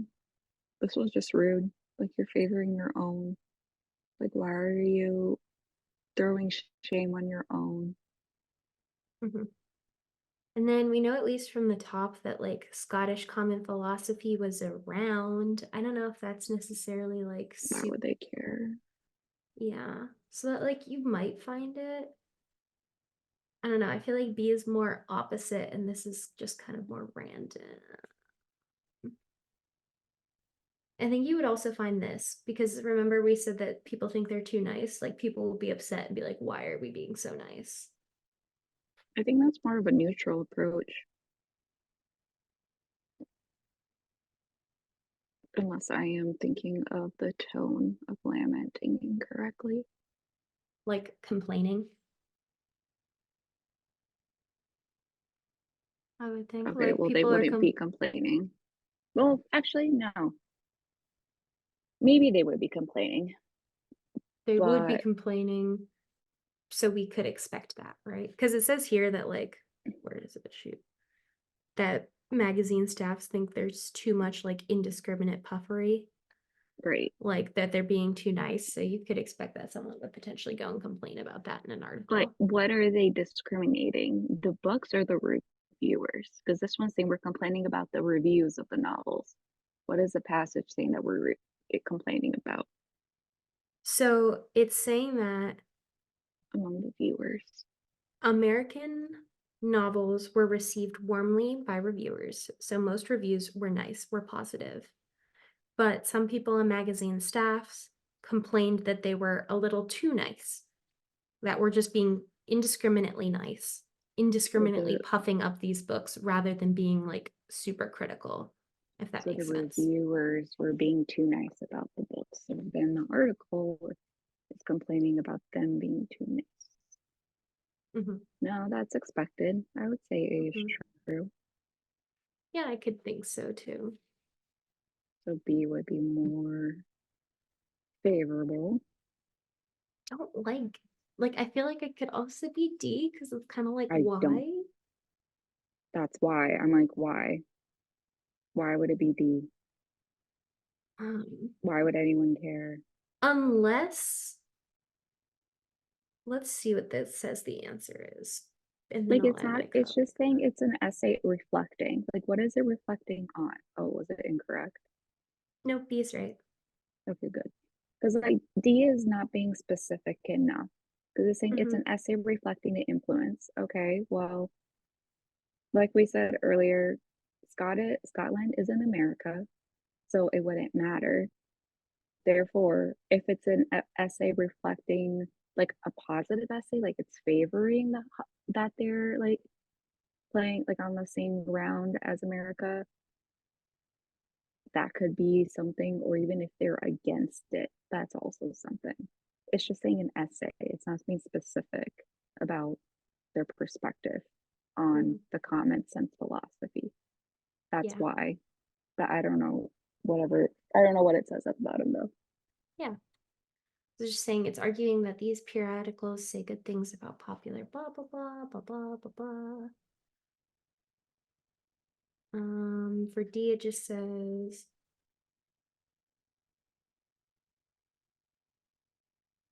yeah.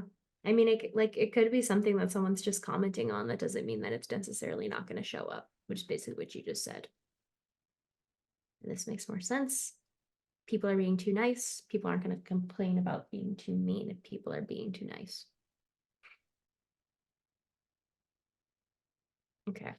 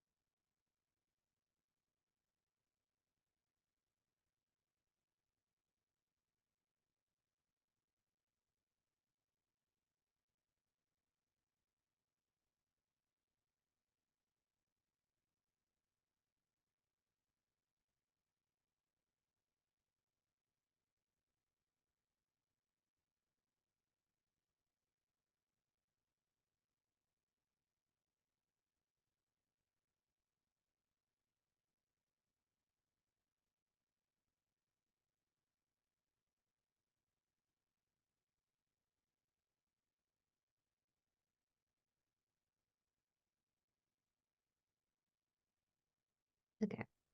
I'm Do you thinking have any thoughts here? Hmm? B.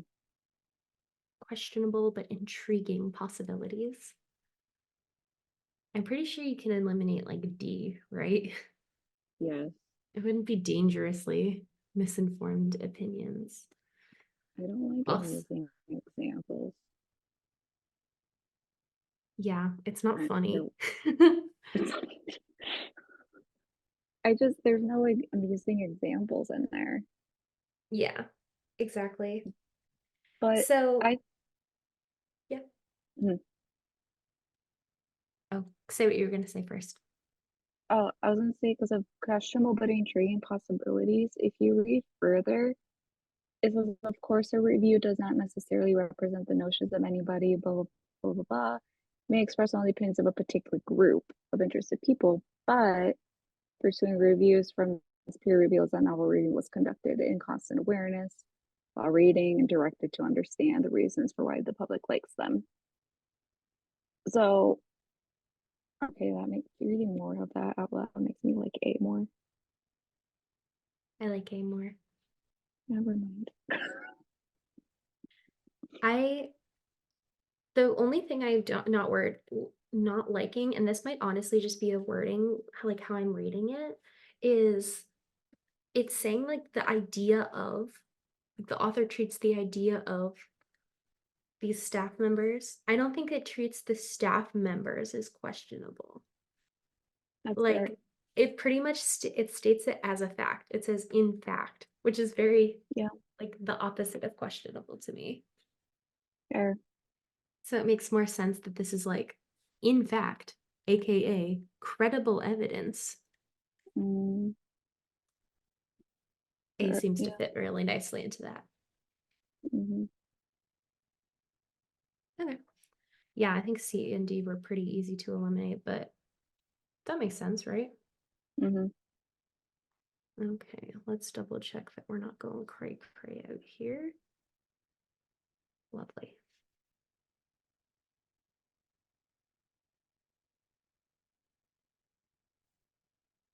Okay, our Mm, favorites.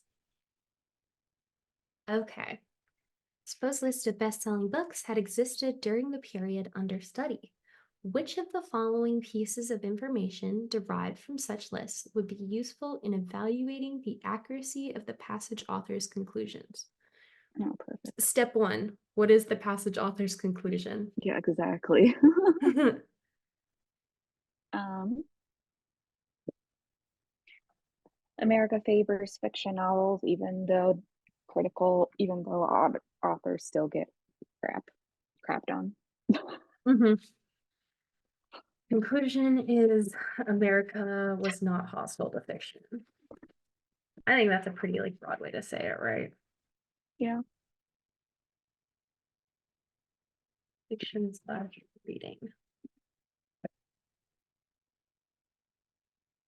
Okay. We've got A, the degree to which, so we have a list of now all the best-selling books.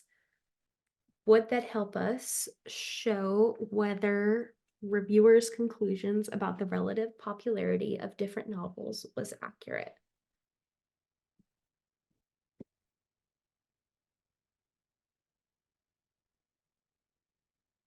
Yeah. Yeah, I would also agree. Basically, if we have a top selling list, let's say like a top 10 list, it would tell us if reviewers are saying nice things that and those are top lists, that those would be pretty accurate. So I'd agree Yeah. with one. Eliminates I B for agree. us. The Okay. extent to which the length of the reviews of book what? The length of it receives of its popularity. What? Why would that matter? Yeah. Get I mean, out. it does mention that reviews ranged in length, but it like doesn't say that it There's makes a a correlation. difference. Yeah. Yeah. I Get would out. eliminate this because it's not a passage author's conclusion. So That's fair I too. see. Yeah. Okay. So now we just need to know, is it 1 or 1 and 3? The Relative relative popularity. popularity. Sorry. Go for it.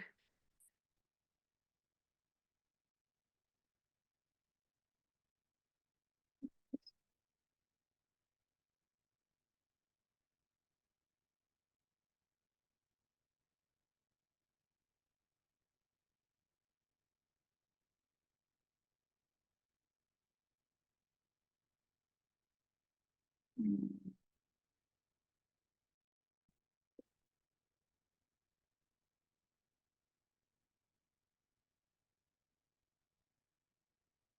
You know, well, paragraph one intro. Can you hear me? Yes. Okay. Sorry, my one of my headphones died, so I switched. Um, well, paragraph one introduces the Puritan and then the conventional novels difficult. E. And paragraph two is saying, well, this ain't true. Mm-hmm. So that makes me think that three is not correct.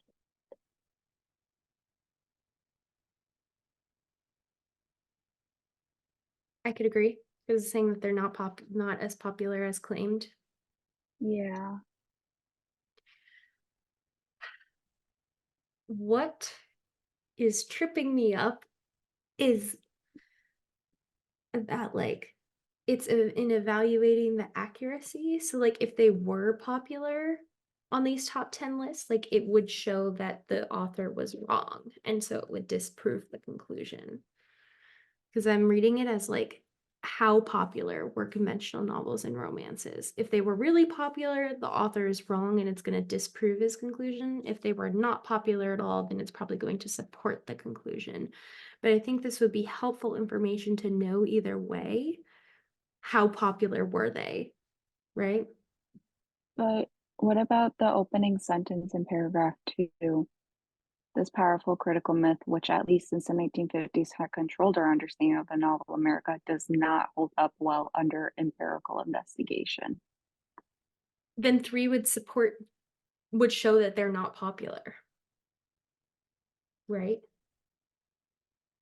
But then doesn't it also it continues on to say, for one thing, expressed hostility to fiction were no less strong in England than in America. Let me just okay. So here's what I think is going So three is here's right. yeah.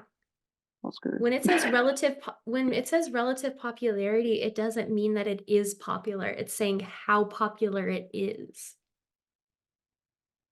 So this would How show the popular? relative popularity is low, which would fit with what you just read, right? This is not saying that conventional novels and romances were popular. It's asking how popular they were. Were they relatively popular or relatively not popular? And I think But it's we the don't wording. know that. Yeah, so 3 would give us evidence either way, if that makes sense. Why would it give evidence either way if we don't know which way it's leaning towards? Because if we have a list of the best-selling books, if they're Oh, more and they're conventional on there. or not. So if it's, wait, now I'm confused. Or is it present on? So let's restart here. You have a list of the most popular books in Yeah, America at this yeah, time. If yeah. the author is right, what kinds of books would those be? Fiction, mainly. Yeah. So top 10 is going to be like mostly fiction, et cetera, et cetera, et cetera, et cetera, et cetera, et cetera. If the author is wrong, what do you think that would be? Fiction's not there, so everything else. No fiction, maybe not even the conventional because it said probably like that they were kind of boring and it would just be like all romance, right? Because they were like, yeah, romance is it. That's the genre. Mhm.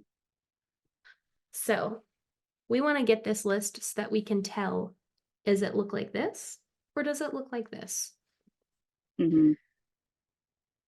So it's basically this, what 3 is saying is the list will help us show how popular conventional novels and romance novels actually were.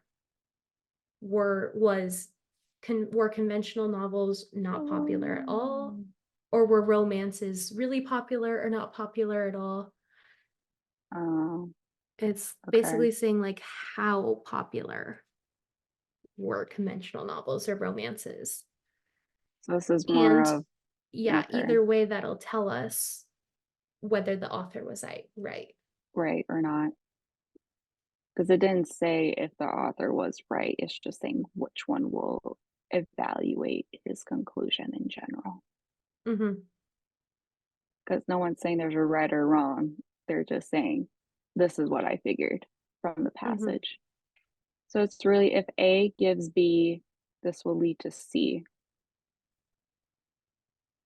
more or less. I think it I'm would like saying like be idea A is on idea is like relatable to idea B. Like you said, like if there's less conventional, more fiction, it supports author's conclusion. But if mhm. there's less fiction, more conventional, it will disprove of the author's conclusion. But either way, the author's conclusion is the same. Yeah. So, yeah, if this was idea A and this was idea B, it's basically just saying, would evidence C help us make a decision either way? And the answer is Yes. yes. Like it would help us make a decision either way. It's just what idea it Yeah. fits under. Right. Because it's not Okay. necessarily saying like these conclusions were this thing was this. It's saying if we had evidence about this, would that allow us to evaluate Hmm. this idea A versus idea B and be like, okay, yeah, this evidence would be probably relevant. Oh my God. Now I understand why they're making psych and soch more like this. Hmm. God. Wow. Freaking mind little truckers. Okay. Yes. So it's Wow. I don't know. Why I got tripped up, and this might have been why you got tripped up too, was I just read that like, oh, they're saying romances were popular. That's not right. Hmm.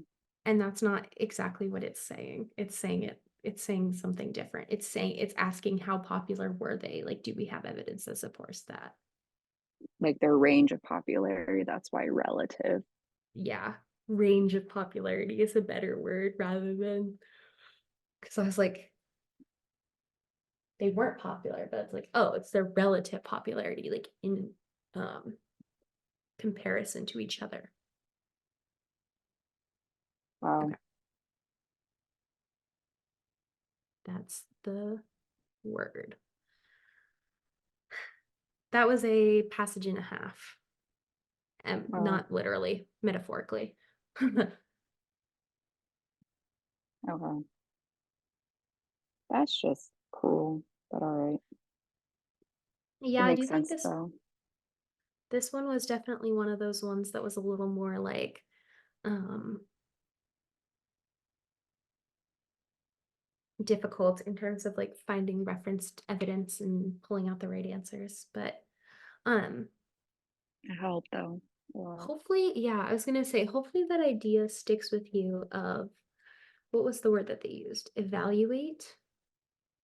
Evaluate was basically just asking, like we said, if we have evidence A, could it support idea one or could it support idea two? And if the answer is yes, then it's like, okay, yes, this is a fair way to evaluate something, is if the evidence works. If evidence A is completely unrelated and wouldn't help us with either one or two, then it's completely unrelated and not important, which is why we eliminated that one choice there. Mm. We also have this idea that like it said kind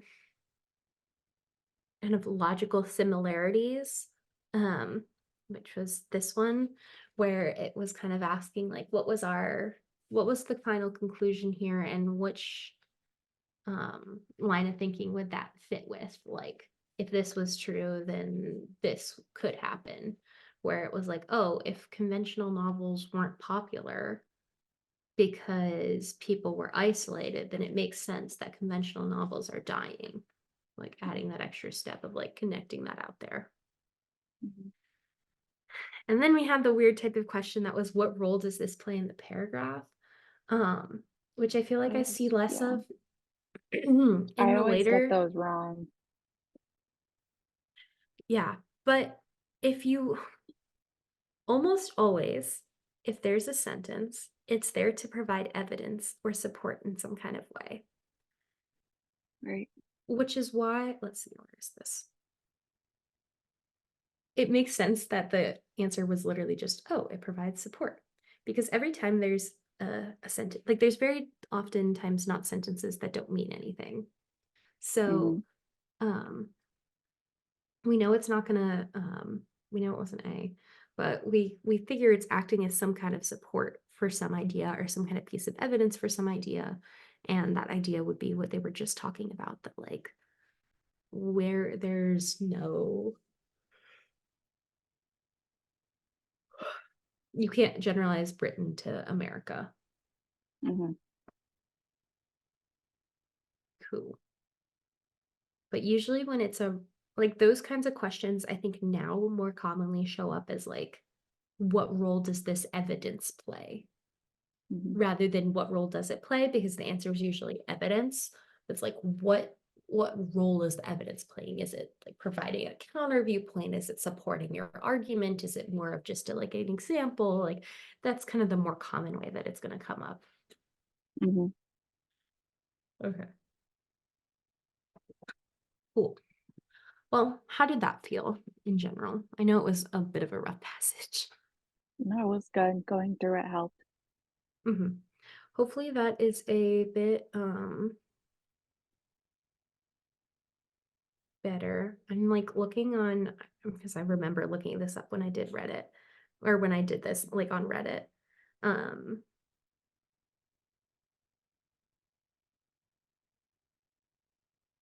Complaining about cars. Complaining Everyone. about car. Yeah, don't get discouraged at the start of Cars QPAC 1, r/MCAT. Good advice. The first passages are brutal. Holy shit, I needed Mhm. this. Okay. Yeah. Yeah, it's I supposed, so the tried. second half of this and QPAC 2 are much more representative. Oh shoot, did I just? I normally don't Yeah, say trust Reddit, but when other people are I struggling, let know. Reddit boost you up. Yeah, I rarely pay attention to that feed. Like every once in a while, I would breeze through just to see. But yeah, that was like one of the things I already talked to you about earlier. Was like, how was it going to be with like in Soch, considering they're going to be more cars based? Hmm. But everyone's like would be freaking out, especially after taking the test, being like, "What was that?" Like everyone would be Hmm. Exactly. discouraged about it. Exactly. I'm just trying to see if it'll let me see. I know I did this a long time ago, like what my stats were from when I did this. Mhm.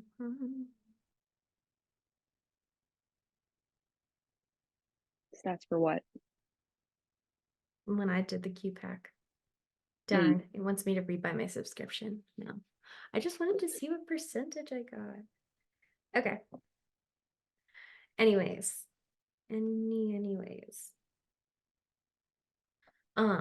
Yeah, I think that just kind of continuing this. Honestly, it might be good that these are like kind of hard to like push your logic, and like you will, with the psych soc, it's a little bit more reasonable to take a leap of logic, a leap of assumptions, because they're expecting you to know a concept, know an idea, and be able to connect it.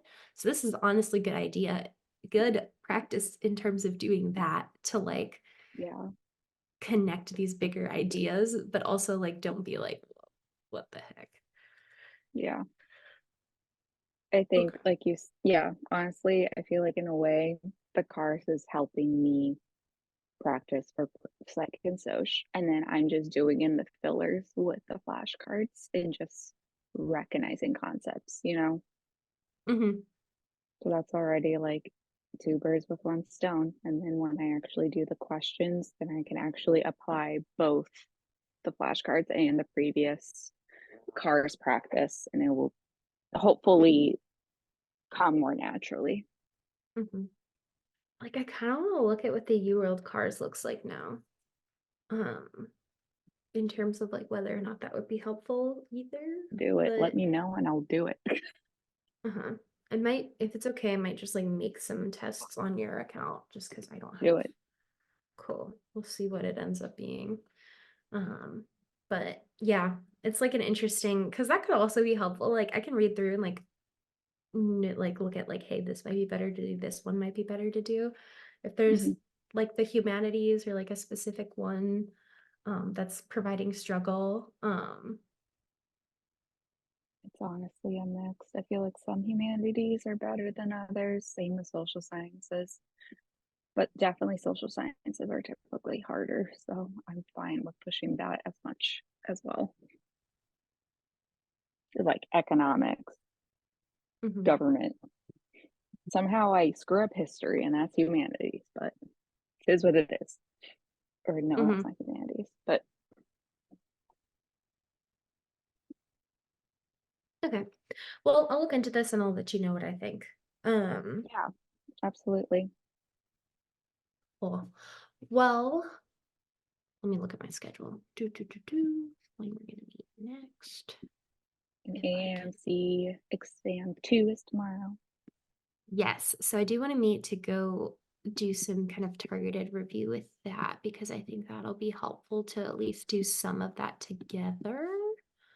Yes, I agree. Okay. What week are we in? Here we Actually, the full week of October. Nope, not October. I am so behind. go. Oh no. Clearly, I'm ahead or I'm way behind. Concerning, Yeah. honestly. I think I need Okay. another cup of coffee. Yeah. Okay. Looking at I'm my all schedule. yours. So hit me with it and I'll go with it. Okay. Do you want to meet Monday afternoon? Yes, we can do that. Times, Okay. I'm all free. So that way you can do full length Saturday, look at it on your own a little Sunday. Whichever section is like calling our names, we can look at on Monday, and then that'll set you up to review the rest for the rest of that week. And then, well, honestly, I'll finish review do by it Monday. Saturday. Yeah, I was gonna say, do it Saturday, review everything except for the section that we're gonna do on Sunday, and then we'll do our section on Monday. Yeah, Okay, that's fine. Um, and then based on what I do tomorrow or how tomorrow goes, that will be lowest section most likely will be reviewed. probably. Yeah. If it's not cars, holy crap. But no harm in foul if it is. Yeah. If it's car, I'll like look through. I think I remember AMC full length two cars well. I do So too. like I we could remember like 2, 3 passages that I liked and I plummeted them both I don't even remember like what they were about. I just kind of remember the general vibes post exam where I'm like, oh, sounds about right. Sign out. I don't remember. I think I thought out of the 5, 2 was the hardest. Perhaps. I Let me see. think. Two I was my could, lowest score yeah. when I was prepping. I think 2 was my hardest, but I thought cars was fine and I was disappointed. Was that was fine. Well, maybe now you'll still understand all the passages, but you'll have that extra level to finish the Precise. questions. Yeah. Why do you not want me to do this? Sign in. Now that I've signed in on my account, it won't let me sign out. I'll just have to do that later. Okay. What Yeah. time on Monday? Does 1 work? Yeah, we can do 1 to 3. Perfect. That will be good. And then that will be incorporated now with the Jack Weston. What is like the New York, Chicago? Is that or like history, art, architecture? Is it gonna be like the whole thing's gonna be about art, architecture, or like whole thing's about history?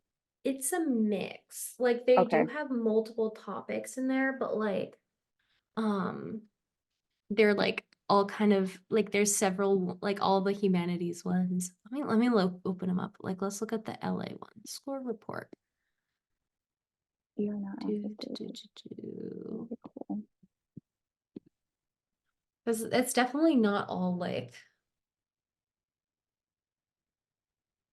my results. You don't have access to this exam. Cool. Yeah, it sends you like 17 emails, but it's what it is. Whatever. Simulate actual testing. Mm. Well, here. Should I go as like with these to do timing and solutions as I go, or should I know that like with the full cars days or the half cars days, there'll be 3 or 4 passages, but I don't know. I don't even know if you know, but like, will it let me stop midway like it did with the AMC and let me review the ones that I did, or do I have to do all of them at once? I think so. And if it doesn't, just end the test and look That's at what I the was gonna ones that say. you did and then Yeah, just redo the test the next time. yeah, okay, that's what I was I gonna don't ask. I don't remember honestly I how don't good the think there, interface is, but I don't think there's limitations. It's just saying they expire in X months. So mhm, I don't think there's a limit. That shouldn't be a problem. no.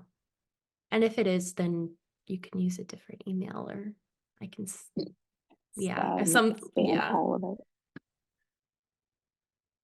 Okay. Oh, I love that. Okay, cool.